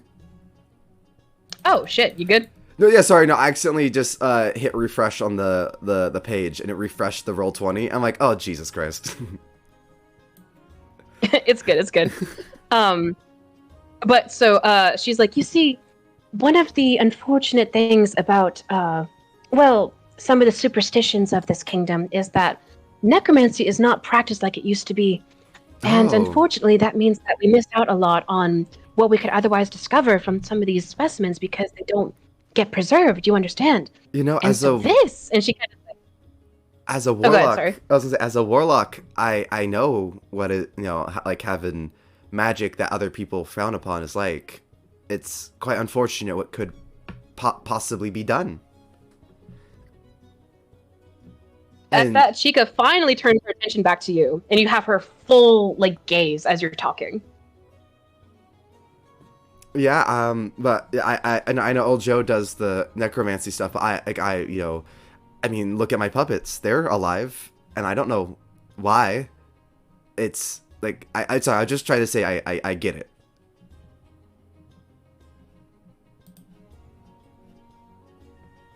Do a general charisma check for me, with advantage. Oh, okay. General charisma, I have like a +4 to my charisma, so 19 again.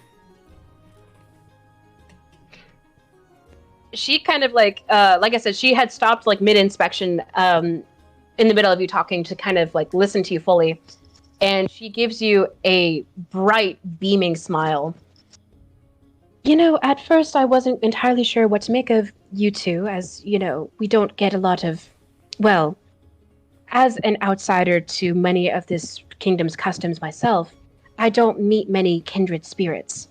But I must admit, I'm quite fond of you both in finding kindred spirits in you two. And and she kind of like walks up to you, not in particular, and like puts a hand on your chin to tilt your face up towards her eyes. I must say I'm particularly fascinated by you. He's just awkwardly gonna be like, I'm fond of you too. She like holds your gaze for a minute with that same beaming smile, and she's like, if ever you find yourself up north with towards Njarkenhold, you both are welcome in my keep anytime. Maybe we could, you know, discuss this more if maybe you want to, I guess we could go look for the zombies out in the town. Yeah, if maybe you want to go to like an inn and we could go grab like a meal and talk about it, we could bring the zombie with us. Oh, of course. Joe, And she like immediately like releases you entirely and turns her back to you. Will you be joining us as well? Seeing as this is your zombie, I would feel awful about taking him from you. As she's facing you, Joe, I'm just like putting my hand over my neck like, no, please don't fucking come on my date.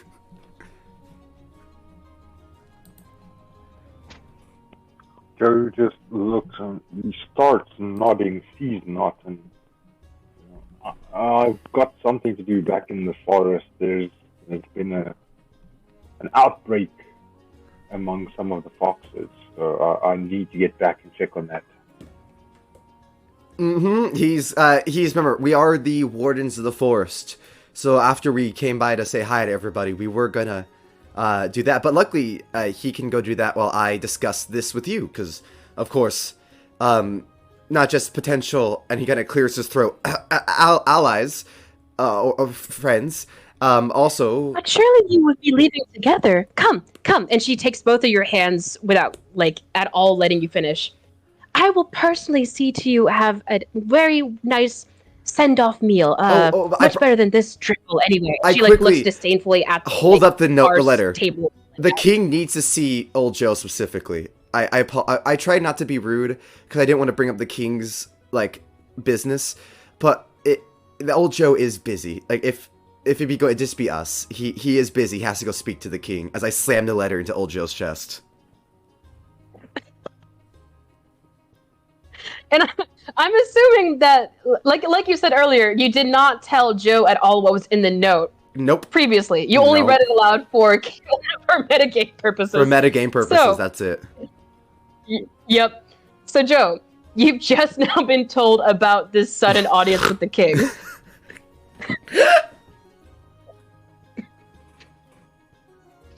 How do you respond? Do you listen, or do you go like, no, you know what? I would love to have some brunch with you guys.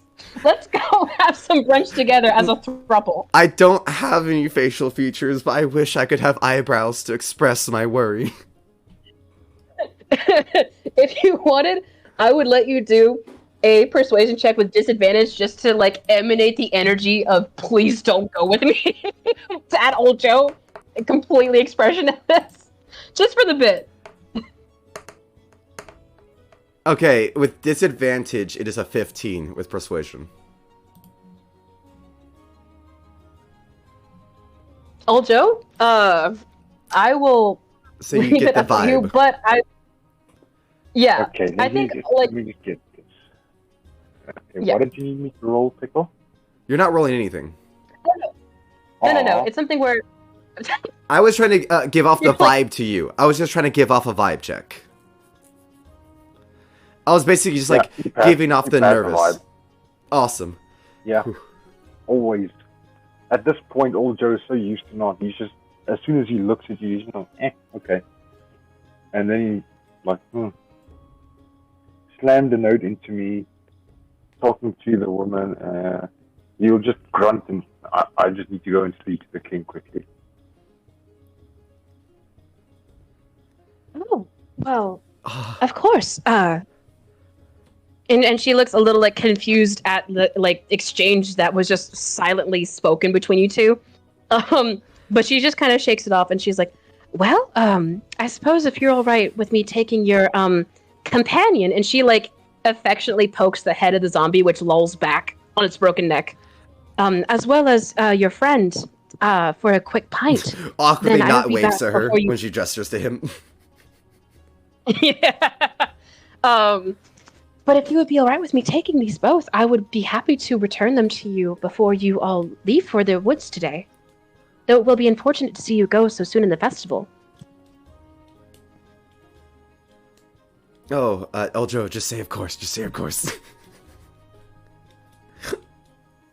Old Joe just agrees to that, and then he starts taking a gander, walking to the kitchen. Oh, thank God. Okay, can we just fade the black? To the kitchen? Or towards the kitchen, just in just general direction. I think he's just trying to get away from us. Okay, so he's just like... Actually, I've decided to do something. Oh, okay, well, we'll leave that to old Joe then. What we'll do we'll just fade the black and say that they... do you want me to roll a charisma check for our date, or do you want to flirt the entire 10 minutes? You can do Okay. the actual RP. I think let's rather fade to old Joe. He's gonna go into the kitchen since it's daylight now and everybody's busy, and he's gonna cast magic at the soup with everybody in eyesight. You're gonna cast what? He's trying to make it as he's going to cast purify food and drink. Oh, within sight of everybody. Oh yeah, he's making it very obvious that he's going in. What? Okay, interesting. What? Interesting. What? Old Joe is an old grumpy bastard. He's doing it for a reason. Wait, are we not killing the king anymore? Okay, whatever. I'm fucking a tabaxi right now, so I guess I don't care. But like, Bella's over like twirling behind like Chica's like back, like yes, my boy, he got it. yes, he's not gonna be a virgin forever. So, with old Joe just suddenly walking off, Chica's like, I suppose that's all right then. Come on, and she excitedly like grabs your hand knot, full fingers intertwining and interlocking with each of yours. And then she also, with her other hand, grabs the zombie by the wrist, and she begins to kind of, like, not roughly, but still kind of, like, excitedly driving you out of the throne room towards the town proper. Not excited to have interaction that isn't old Joe and that he's not anxious about. Or gonna feel like he's about to get thrown out. Because that's, like, keep in mind, that's where a lot of his antisocial behavior comes from. And why he loves old Joe is that old Joe doesn't judge him for being a puppet. A lot of people have been scared of him, afraid of him, even chased him out of villages because they think he's, like, a demon, right? So, like... Yeah. Something... Well, he's not a social man. Something about Chica has very much caught his attention. So, like, kind of given that, like... You know where they, like, do a jump and click their heels? He's gonna do that and then run off excitedly with Chica. Oh my god, that's adorable. I love it. So... Now we can just leave it with old Joe. So, old Joe, if you like, until you have to leave, go ahead and do your stuff. And then me and Pickle can do whatever with not when you're done. Well, don't worry. I have, like, I guess we can play for, like, another 10, 15 minutes maybe, because I know I'm trying to keep an eye on, like, the 30-minute thing. And if you need to go sooner than that, by all means, let us know, Griff. It's no pressure whatsoever. Oh, yeah. I have a very specific idea of how I want today's segment, but I also don't want to rush you guys. So, yeah, that's what I'm saying. Like, let old Joe do his thing, because I have no idea what he's doing. He was going to kill... He's casting purify food and drink. And after that... So... he's going to ask around for where that elven dude was staying. Where Roland? Are we not just killing the king? Are we throwing Roland under the fucking bus now? I thought we were just killing the king and bringing the ludic, but apparently I'm not even participating in my own twists.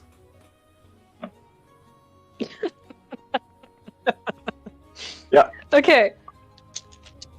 So. And then I would like to, if they do tell me about it, I'm gonna, in whatever room he stayed, I am going to cast Meld with Stone, moving throughout the castle, through the stone. What? Why? And then leaving the bottle of wyvern poison in his room. You already used the wyvern poison on the soup, though.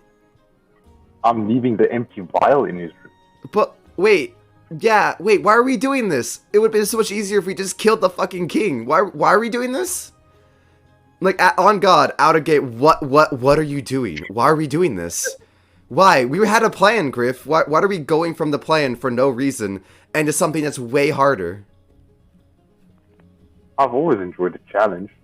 But no, there is an actual reason for it. Roland, let me just get my notes. I don't want to kill the king. I still do. I'm still planning on it. It's just not going to be with the poison. I just want my notes from... Was it Roland? He was the elf guy that you were in the argument with in the tournament, right? Yeah, but he's also not a bad dude, which we already know. He's just a dickhead. We were planning on killing the king to put... That's the whole plan. Roland has nothing to do with it. We were trying to get the prince to be king. Where is this coming from? That's what I'm confused. This has nothing to do with the plan. Honestly, I think old Joe might have just gotten a bit. That's because one of Joe's tenets is live and let live, and the king has been a dick, but he hasn't tried to kill him yet. He's like, maybe I'll just frame him. I'll be a bit of a dick back to Roland, frame him for poison. I not is as I assume as constantly shooketh as Isaac, because I did not want to kill the king, and now we're no longer killing the king. I thought I was literally spent all night getting ready for something I didn't want to do. You know what I'm interpreting this as? Old Joe has no, like, he does a thing where he listens to impulsive and intrusive thoughts, and then after the fact goes, oh, maybe that wasn't a good idea, and then he goes to correct it. Yeah. So if you look at what his personality traits are, it's his isolation. So he gets ideas. If he was on his own, he would have probably just tried to drink the wyvern poison. I've done that before. So yeah, he could have done that.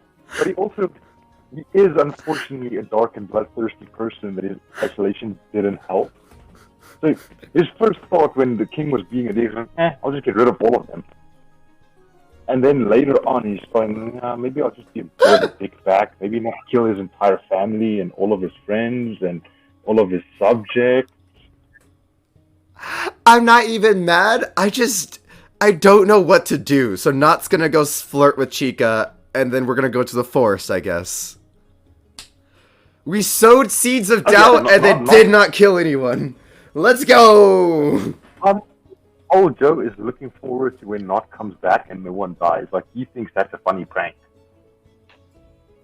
It would be so funny if Pickle's like, yeah, but they already served the soup. So you did that, and then people still fucking die!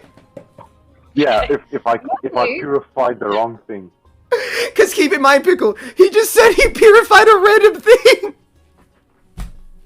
Listen, that's why I was losing my mind, because I was like, what the fuck?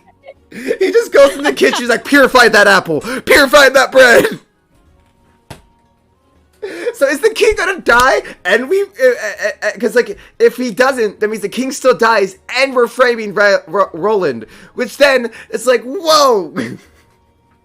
Yeah, so we get 2 wins for the price of 1. So are you purifying the soup, or just a random piece of bread, then? Yeah, like, I cast Purify on the water. I cast Purify on the bread. Oh, so you go through and meticulously like purify every single bit of food in that kitchen, including the soup you meticulously poisoned. Now I understand. Just to show. No, Pickle, Okay. Pickle. He doesn't have enough. No, he doesn't have enough uses. 'Cause it's a spell, and that's one target. So he does it on the water, the bread, and then he's out of spell uses. He made it look like he's trying to save them, and then left the poison shit there for them to die. Oh, I see. I'm tracking now. That's why I am so shooketh by Griff. My man is thinking 10 steps ahead of me.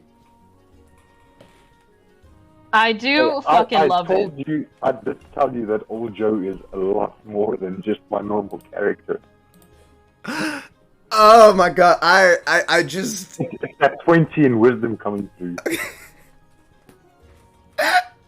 Okay. So, here's what we're gonna say. Over the next 30 to 45 minutes, it's a big castle, and you're doing a lot.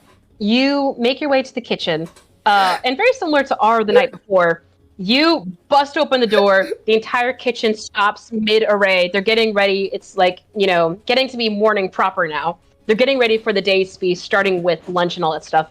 And you just go, you cast Purify Food and Drink on these 2 things, which of course incites several like scandalous gasps and stuff from the staff being like, oh, is someone trying to poison us? What in the world? And even Soup Guy, who was about mid-bite, ready to taste the soup for the last time before he was going to give the final approval to start distributing it, freezes mid-bite towards mouth. Oh, it drops the spoon? So and then he doesn't die. Gets distracted by old Joe, and so they still put the soup out. Good job, old Joe. High five. So, Old Joe, just like old Joe, you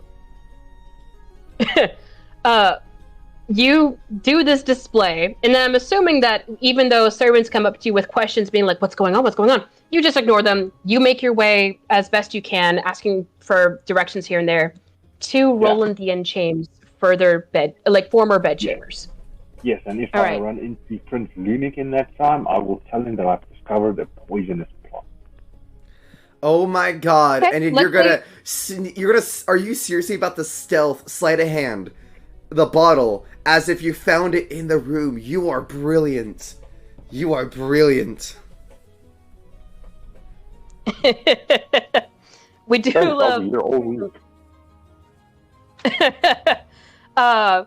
So, you fortunately don't see any noteworthy characters on your way to Roland's room. Maybe you, as you get a bit closer, you try to be a bit more stealthily and all that. You enter, it's completely abandoned. All of his possessions are gone. Even the windows are cracked open a bit to kind of let the room aerate so that way they can prepare it for the next guest that might come into that apartment. You know, some ability to arrive late to the festival. What I want you to do, really quickly, is I want you to give me a perception check as you're like milling about the room, trying to find a good place to store the poison. Okay, perception. Yes.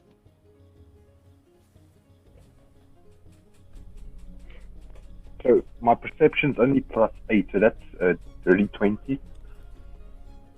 Dirty 20. Only +8. Fuck off. You motherfucker. That works. You find a little tucked away corner in the room near the window where you are like, oh, this would be, if I was going to hide something, this would be a great place to do it. And then it looks, like a reasonable plant. So you bend over next to the window to go ahead and stash this empty vial of poison. And as you are rising up back from the planting of the poison bottle, something out the window catches your eye in the region below. This is facing towards the northwestern side of the castle, where you can see clearly the gate and even some guard barracks that are just within the castle walls, clearly meant more so for letting people who are changing shifts on the guard gate come on and off duty. And you see a humped woman enter into the guard shack and close the door. And you just hear, finally the whore's here. Joe we'll just cut back shrugs his shoulders like, don't know her, no problem. Don't know her, don't care about the guards, drugs. You know what? Okay. I'm sorry to interrupt, but you know what would be so funny is, I'm calling this out, because if I'm right, I want it to be called out, is that there's yet another assassination plot that Pickle's trying to do. And we're gonna kill the king before her BBEG could. And so this turns away from Ascension and Sieges and the Forest and all that to just us fucking the BBEG every time again. Honestly, at this point, I'm starting to think we're the BBEG. What if we are? Yeah. Before we get to that, and that fuckery, we are going to cut really quickly to Chica and Not inside what Chica hurriedly explained is one of her favorite taverns in the town, the Drunken Knoll. Oh, hi. And you see this older knoll. Whoa. Yeah. Sorry, you see a drunken knoll. It's good. You see this the whole scene before you is, it's still early, so there's not a ton of people, but there seem to be some people scattered about here and there, some guards off duty, lounging on the bar, where this older looking male knoll is, cleaning some tankards. There are 2 hunters in the back surrounded by 4 dogs, each laid faithfully out on the floor next to them as they look over some scrolls spilled out onto the table in front of them. There's a regular from the night before who is drunken out, passed out in the far corner. And Chica just kind of like waves you to the nearest table to go sit. Not awkwardly sits next to her, but then the zombie sits in his lap, and he's like, "Oh fuck!" And then he has to like move the zombie to the side.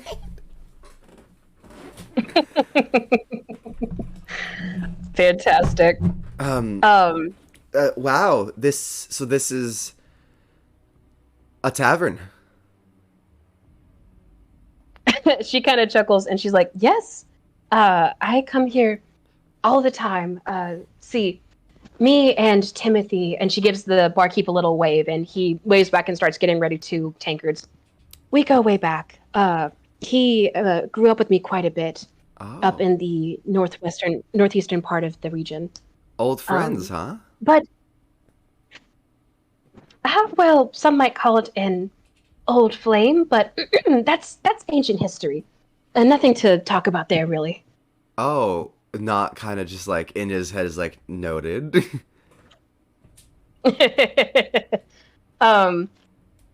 And Chica like gives you a like another like bright smile, trying to like push back, like past that awkwardness kind of thing. Not will do that. Not will just nudge her and it's like, I can see. Oh fuck! Hold on. What was I gonna say? It was. Hold on. I had something planned. It was perfectly awkward but cute. Hold on. It was. Oh, I could see. He has good taste. And just lightly nudges her. Make a perception check with disadvantage. With disadvantage. There we go. Mm-hmm. You're distracted with Chica. Yeah. No, I know. I'm just like, oh god, I'm not gonna get it then. That's a 7 after everything. Oh, you have no idea then.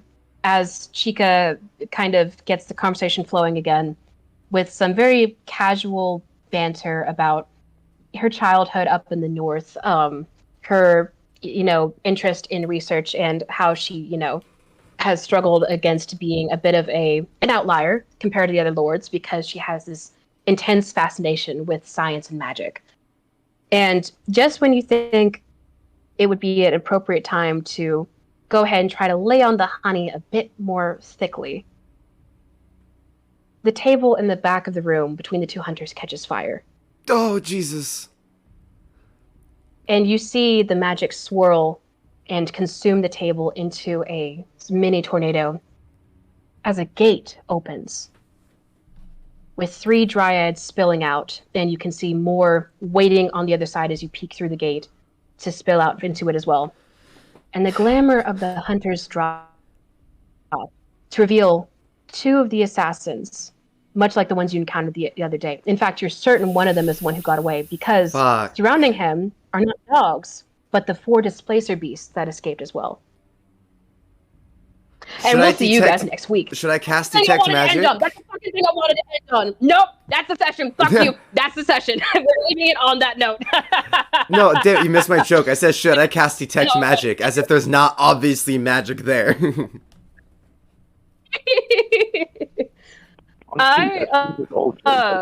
gonna go Primal Savagery, and you may have gotten the Tabaxi, but I'm getting 2 Dryads. Hey, you ain't here, old Joe. That's the worst part. It's me and Chica. Yep, bitch. You guys split the motherfucking party. You can deal with it. You forgot, old Joe. No idea. You were dealing in politics. There's no such thing as a combat area. Yeah, here's the thing, though. What's Nott's range on his telepathy? Fucking really far. Not like it's like 200 feet. It's meant to go across the map, not a goddamn castle. I could send Bella, Shodel, and R to run to you, and that's it. No, we have to survive. I'm done. Yeah, as soon as I've already done my part, so I'll just send, because I don't know where you are. I'll just animal messenger, and there we go. I'll send you a message and send me a message back with the animal. Imagine mid-fight, an owl swoops in. It just says, "Where you at?" I take the time to respond. In. Attacked. Help. You up? Send owl Or I back. could just, locate creature. Oh my god! But yes, That yes, would give old Joe that old timely, like he always knows everything. He knows where you are at all times. fair enough.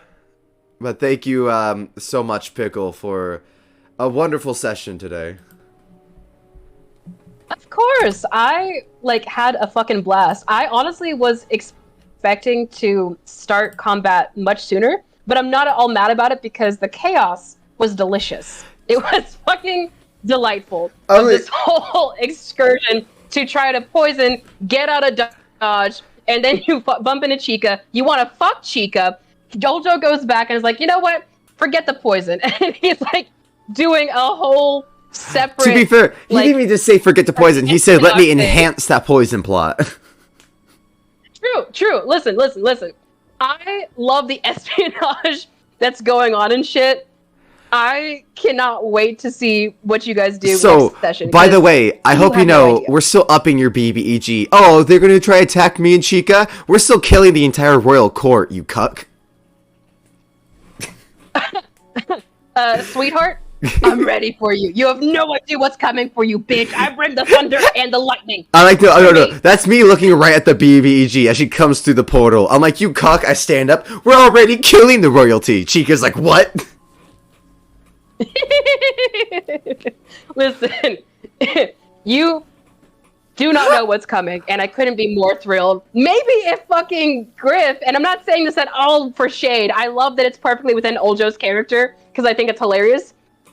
Maybe if, Old Joe had been a bit more like, oh, what was that about? That's kind of weird. You would have a different sense of what's going on, but you have no idea, and I couldn't be more thrilled. We stuck to our career. I would argue that Old Joe should get a point of inspiration for basically wingmanning his homie not here. I could be open to that. Remind me at the start of next session, be like, so, we finessed that date, so you better fucking let us have some inspiration for this. Honestly, I think with everything that Old Joe did in the session with enhancing the plot, espionage, ensuring that he looks good by casting purified food and drink, but still killing everybody he wants to kill. I think that's more than just one inspiration point, maybe two. Maybe one for also fucking Chica in the most awkwardest way. I'm just saying. Yeah. Maybe you shouldn't get an inspiration point, you should get an antisocial point. I should get anti-social points, absolutely. I am gonna need to make that a mechanic. Because you guys are both antisocial as hell, and it's wonderful, wonderful chaos for the plots that go on. And it's also exceptionally funny because it's like, when you guys are social, it's in the most chaotic way possible. Like, just leaving fucking Prince Lunik in a room with a zombie and 2 puppets by himself. Hey, or fucking they were dancing. And being like, oh, distract her, we need to fuck her. To be fair, I'm just saying... Make sure she doesn't get poisoned. Yeah, I was gonna say, to be fair, my plot still works. She's not gonna die.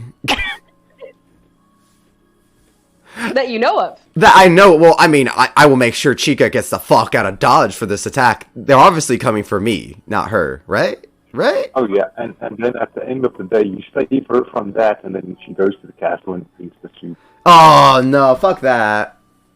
She's like, oh, not! He's dead! Oh, no! Drink soup, dies. I come in like Romeo. Yeah, Romeo and Juliet, I was about to say the same. Son of a bitch, Chica!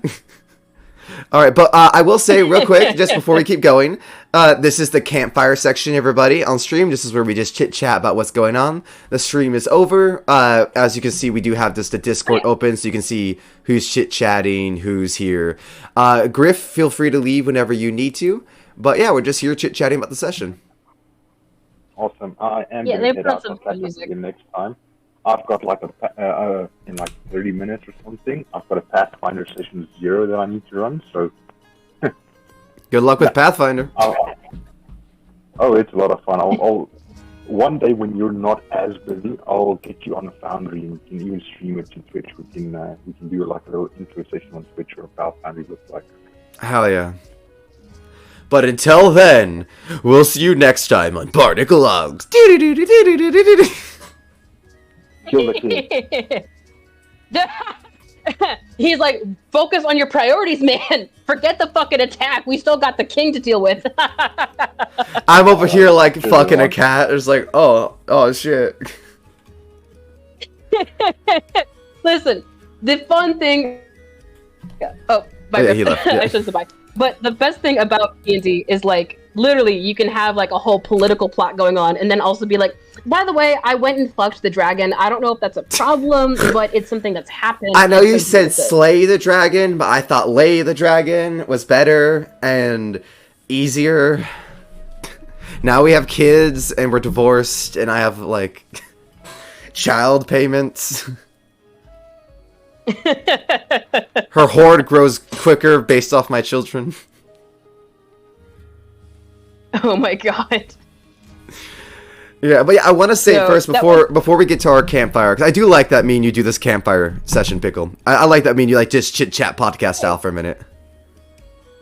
Absolutely, you know I love that shit. Yeah. If I literally am not able to, I will like let you know beforehand. Be like, peace and love. It is nothing personal. Oh yeah, my life is hell right now. Anyway. Absolutely.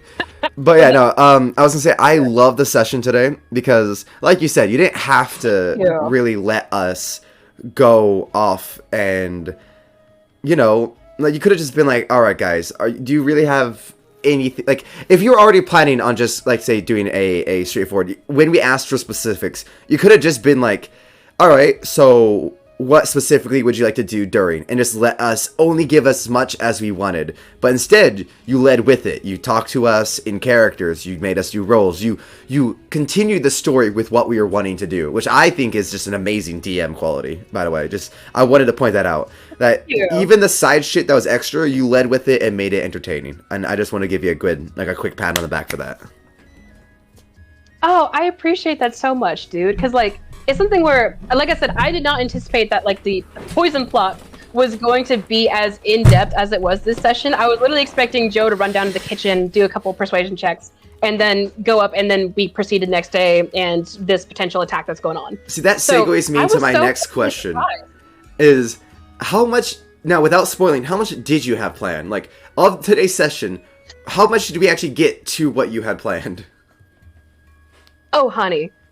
Okay, without revealing too much, I had at least 4 possible encounters that you guys could have bumped into, prepared, and some other stuff that, like I said, because, like, Roll20, like, was crapping out of me when I was getting set up, I was like, shit. That some other ones that I was trying to, like, panic throw together, but I was like, if they do bump into this, I have something. But, it's something where, like, I had a whole, like, an entire, like, multi-level encounter prepared. And it's something where, like, I was really, really panicked that, like, we might rush into it or it might be inorganic. So I was so pleasantly surprised and so happy when you guys were like, no, we want to pick up the story where it was. We want to explore this thing in its entirety. We want to do it the moment where it was.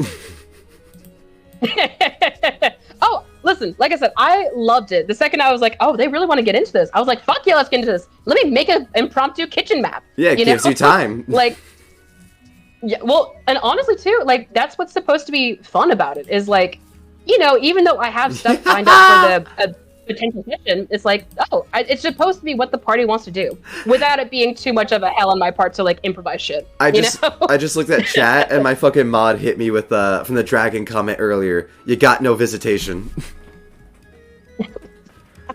I'm like, that bitch. Sir, you lost your custody rights. yeah, we need to do a D&D campaign where it's a bard fucked a dragon, and now we're invading her dungeon to get his kids back. This is the Guild of Dungeoneering fighting for visitation. Please message that idea to me so I don't forget it. Because here's the thing. Like with the Shrek campaign idea, I am so interested in doing a campaign at some point that is just bullshit. That is literally like, okay, yeah, there's still gonna be like a semi-serious like plot and NPCs and stuff like that going throughout it. But literally, the entire campaign is just a platform for you to have crazy, chaotic shit. If you want to have a race of bread people that are sentient, magical pieces of bread, you can. If you want to have a holy cow in that it is an Aasimar cow, you can have that, you know? Like, literally, something where, like, you just put in a bunch of broken, stupid homebrew. Because you don't always get to do that with, like, serious campaigns, because otherwise it will break the game, and then it's like, fuck. Yeah. You know? Agreed. That's why I wanted to bring it up, because I was thinking, like, we could either do Shrek, or if you're wanting to do 100% completely original, we could do the Quest for Visitation, or Quest for Visitational Rights. You gotta fight for your right to visitate. Oh my god, I am so on board with this. Literally, it's something where, like, if you guys wanted to do either, because I'm gonna have to homebrew both, essentially. Like, it's something where, like, you have the Shrek movies for plot and shit for the Shrek campaign, but literally, that's it. So, it's like, if you guys wanted to do either, I'm totally fine with that. True. I'm curious, what would you do? Okay, man, when we talk, we're just like fucking two ADD people. We branch off, go to one, go to another. So, hold on. I'm gonna put a pin. Like, you're enjoying the campaign. I'm enjoying that you're enjoying the campaign. I'm thrilled. You know, that's hell yeah. Yeah. So I'm gonna put a pin into this just so we can finish the previous. So of our so what we did today. So we obviously gave you without meaning to, but thank God we did. We gave you more time to be able to prepare the next part and to continue and the way you would like it to. So thank God the DM and the players lined up perfectly this time. But absolutely. Yeah, right. Thank God. However, I'm curious. So what did you expect? So this, I guess, wouldn't really be really a spoiler, because it's more like what you theorized what would happen. Did you just think we were gonna, like, go dump the poison and then, like, kill the king and then leave? Were we gonna try to get the prince to go up and up? Do you think did you think Not would have any sense of, like, crushing on anyone? Because, like, I came up with that not even last minute. I was thinking that the first time we saw Chica, I was like, Not kind of likes her vibe, but that's why he was interacting with her the most, right? But because that's kind of how antisocial people do. Instead of telling you they like you, they'll just interact with you the most. And so I was like, as an introvert, you pick a person and you just kind of stick to them like glue. Yeah, exactly. You know? Yeah.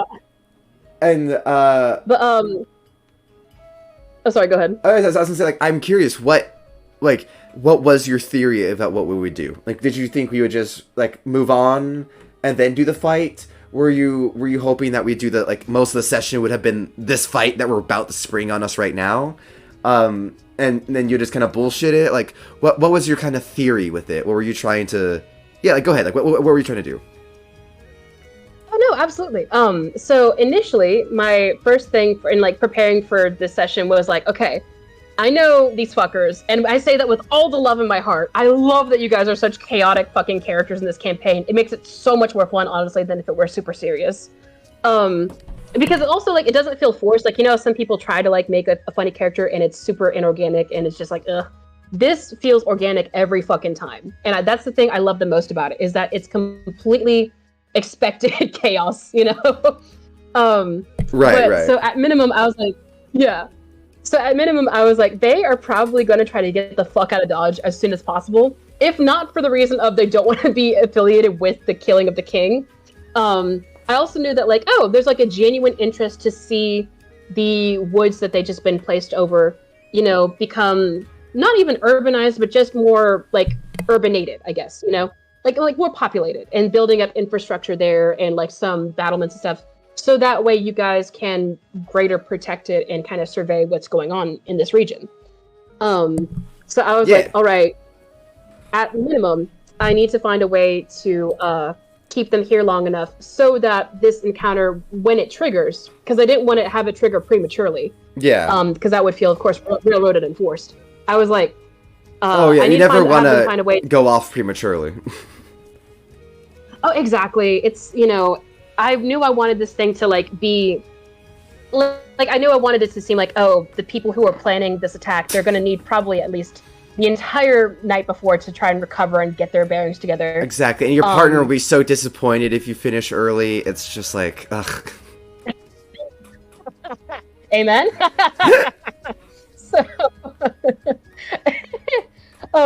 So I was like, oh, well, at the very least, if I can keep them there until the morning, you know, and then, like, organically, of course, without, like, forcing you guys, and then find a way to like get this encounter at least started and see how they go into it and how far we get into it. Because I was expecting you guys to like kind of get into it a good little ways, at least for this session. Then I'll be able to kind of redirect it as needed for the next session.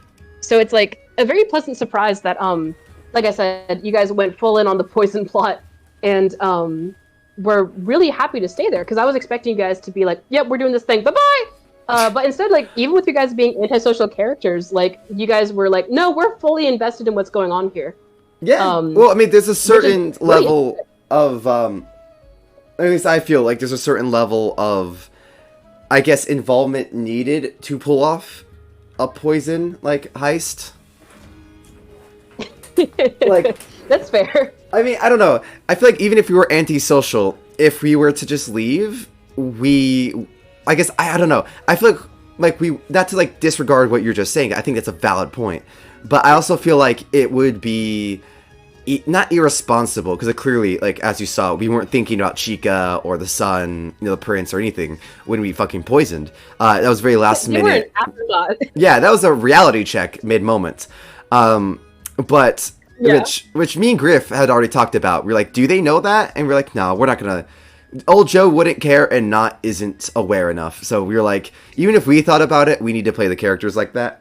And so when it came down to that, it was so, I don't know. I feel like if we would have just left, it would have been leaving such potential behind.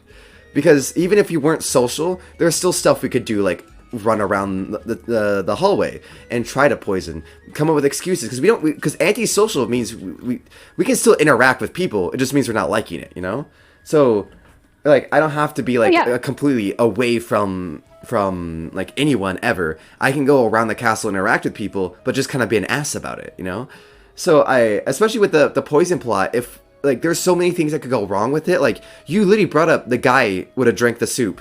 And tell me right now, if you would have not had us come in and that guy drank the soup, that they wouldn't have been sus of the dude dying.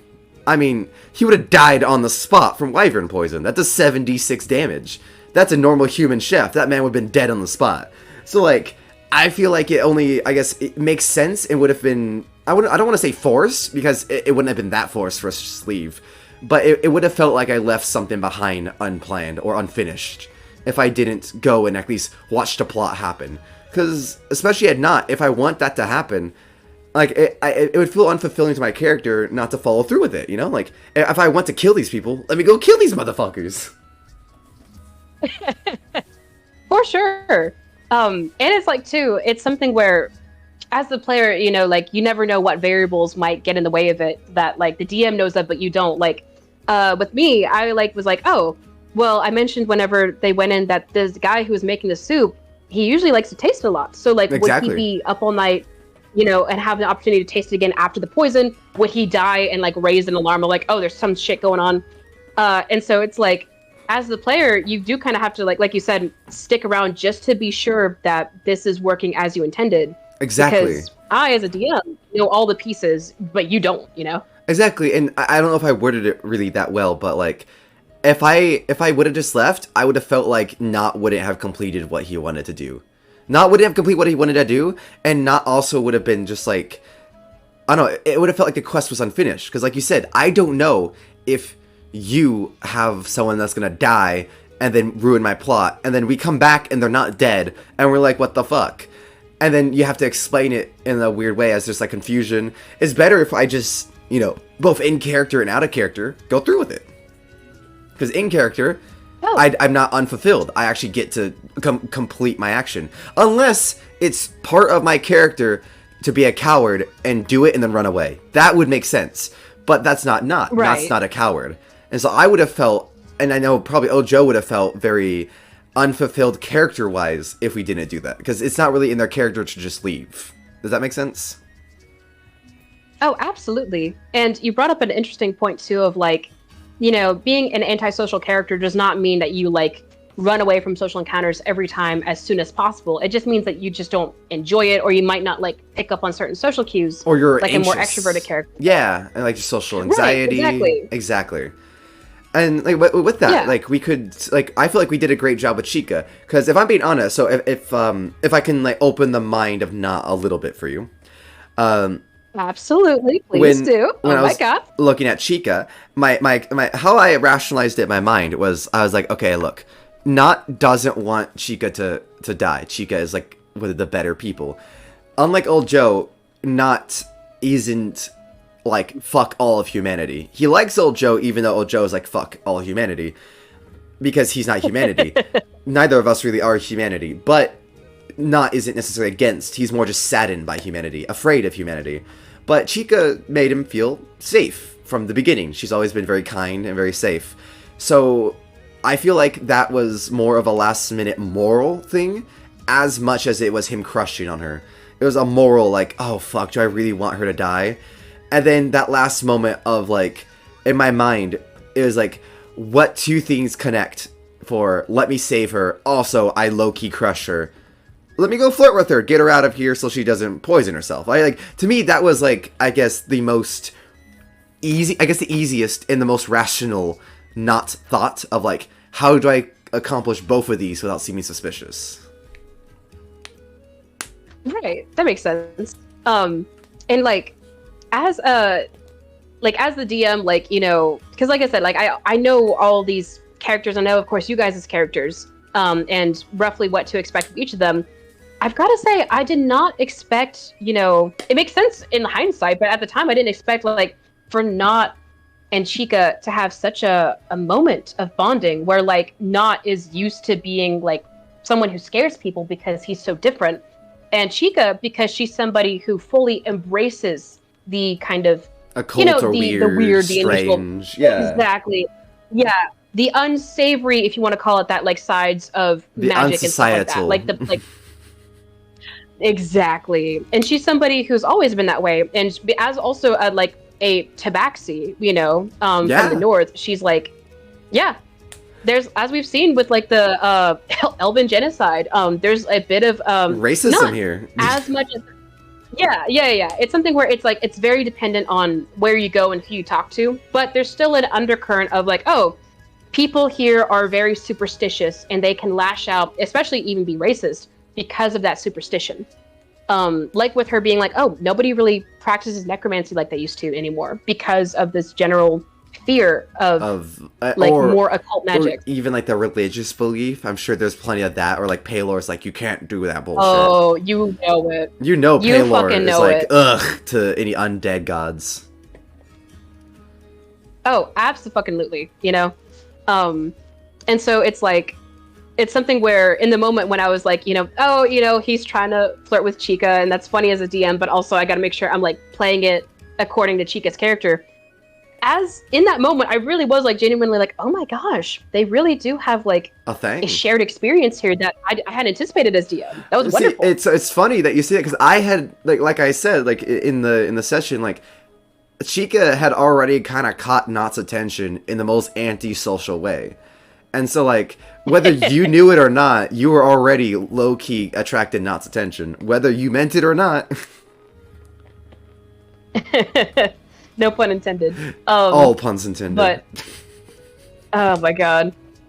But no, yeah, and I think that's what's so wonderful, because, like, listen, one of the best moments, in my opinion, about DMing any campaign is whenever you present an NPC that you are particularly attached to, that the party also is attached to. You know what I mean? Yeah, like when I got even Steve. If they don't adopt them. Exactly. And then Griff will like, still bring up the necromancy outright. horse till this day. He's like, he does a hop, he does a gallop, and there's a dead kid. I'm like, aw. Y'all love Steve. Well, it's exactly that. And that's part of the magic of the game, is, like, having a character that, like, persists even after the campaign's over, because you're like, man, that was such a good NPC or PC, you know? Yeah.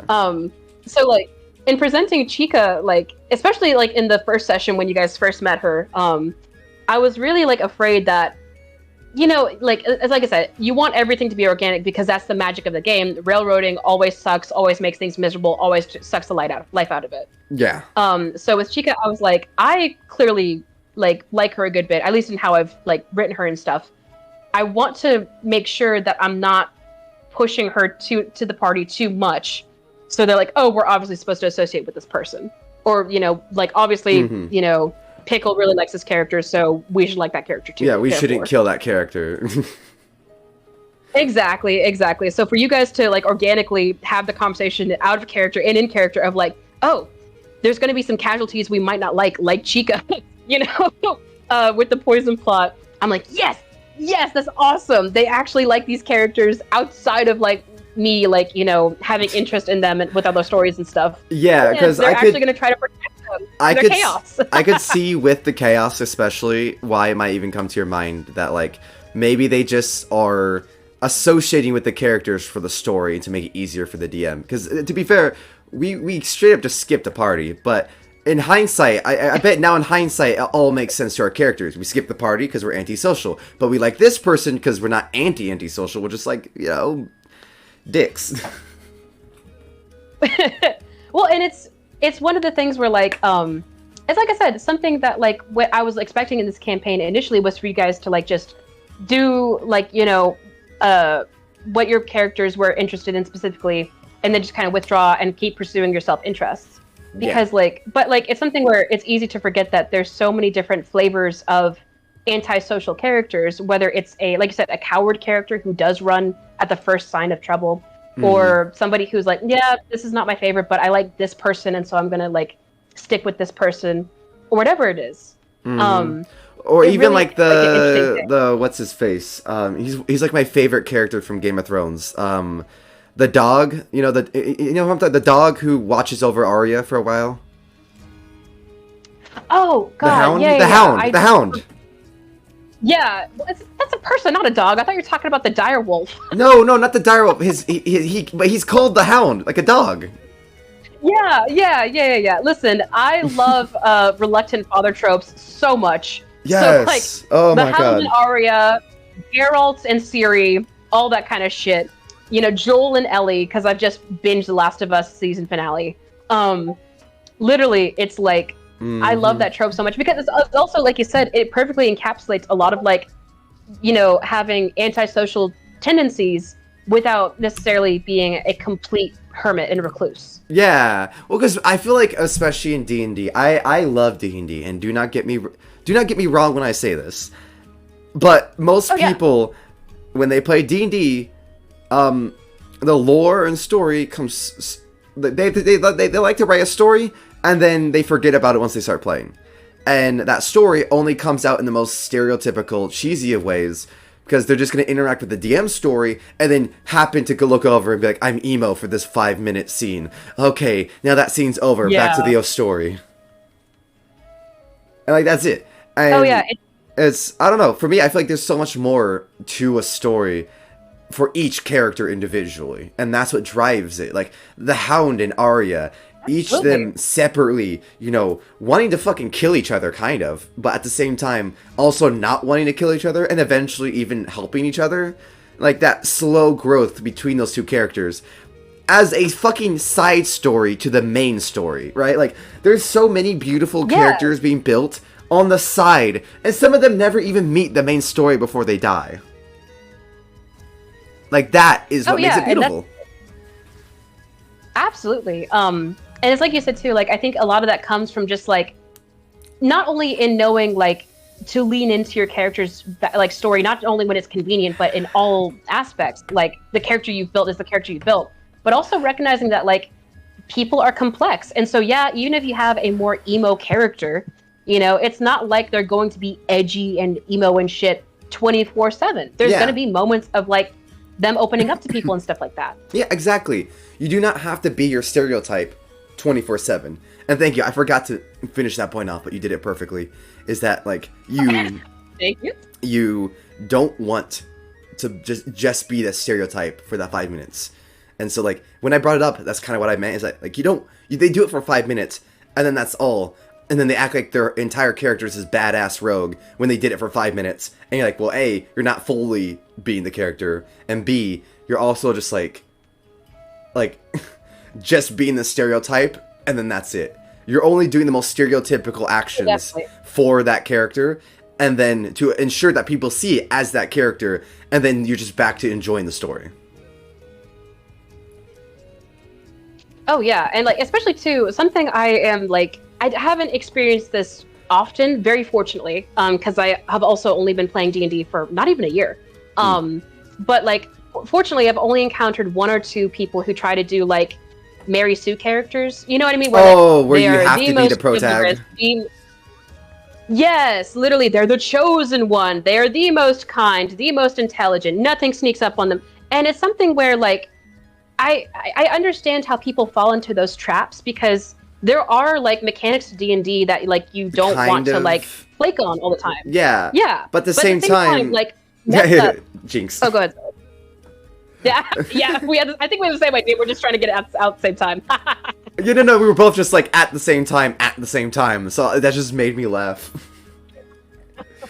But yeah, no, please go ahead. Sorry, go ahead. Like, well, no, it's like it's something where to me like a lot of the flaws and failures in D&D are what make the story more interesting than if everybody just was good 24/7. Yes, having a selfish character in a cooperative game is interesting as long as it's done right. And I will say, like having a character who's like super stupid is super interesting. Yes, yes, and I will say to anyone who, because they always bring up the point, I've seen this in so many D&D debates, is if you're gonna bring up the point that, well, what if I want to just have that anime protag story? What if that's the story that me and my DM talked about? Then good for you. But I will say that's boring. There's linear. There's no change to it. Just go watch a fucking anime. Why are you playing it then? Because then you're just living the story and then rolling dice occasionally. You're not doing a character. You're essentially reading lines. And on top of that, like, that's what you're asking. Yeah, at that point, you're just reading lines. You're just like, okay, DM, what's next for my character to do this story? You're not engaging the DM at all. Which, for the DM, that must be so boring. Like, you're just absolutely. And like, you're just going to do that? Really harsh, but like, if you're looking to... You what? Sorry. No, go ahead. Not to be overly harsh or whatever, but it's like, if you are somebody who is looking to be solo protag. Oh, I have to get off in a sec. Sorry. So we can like say the thought and then wrap up and all that. Yeah. We'll wrap this up. Be a solo protag, yeah, no worries.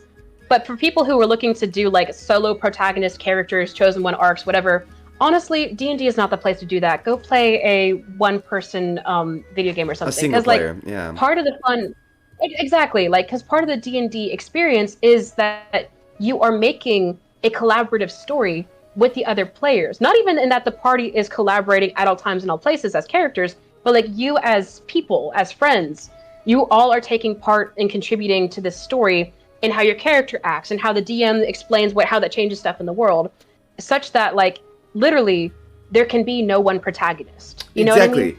I mean, let alone the fact that like if you're gonna play in a party, and this is exactly what I was gonna end off with too.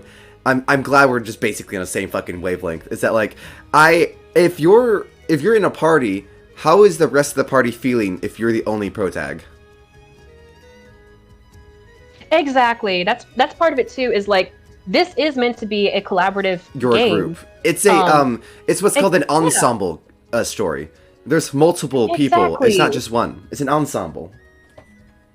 Well, yeah, and like to use your like Game of Thrones analogy again, imagine if like literally the Game of Thrones story only fucking focused and explored Tyrion or Cersei or any one of them. Like the story becomes less interesting and like forces out all these other really interesting dynamic characters. Just focusing on story wise, not even like you doing that to your friends kind of makes you a dick in my opinion. But like you know, it's something where it overshadows and overcasts all these other interesting things you can explore and makes the story that is really three-dimensional, one-dimensional. Yeah, exactly. It hyper focuses, it brings one perspective in, and also it just kind of isolates a huge audience if you're wanting to do it for a performative aspect too, because not everyone's going to agree with your protag, and now it's basically just the writer's opinion of what's going to happen, and if you agree with the writer's opinion, you know, like it's like I said, it's linear. So if you want a protag, I think we can end it off is if you want a protag, go be linear. Go do a single player game, enjoy that. But if you're going to play in a group setting, you got to be prepared to play in a group setting. It's an ensemble then. Exactly. Even with like with you and Griff, even when it's two players, you know, neither one of you is the pro tag, neither one of you dominates. It's just a matter of give and take, you know? Yeah, I mean, hell, sometimes not is part is like the scene lead, and other times it's old Joe poisoning a fucking soup.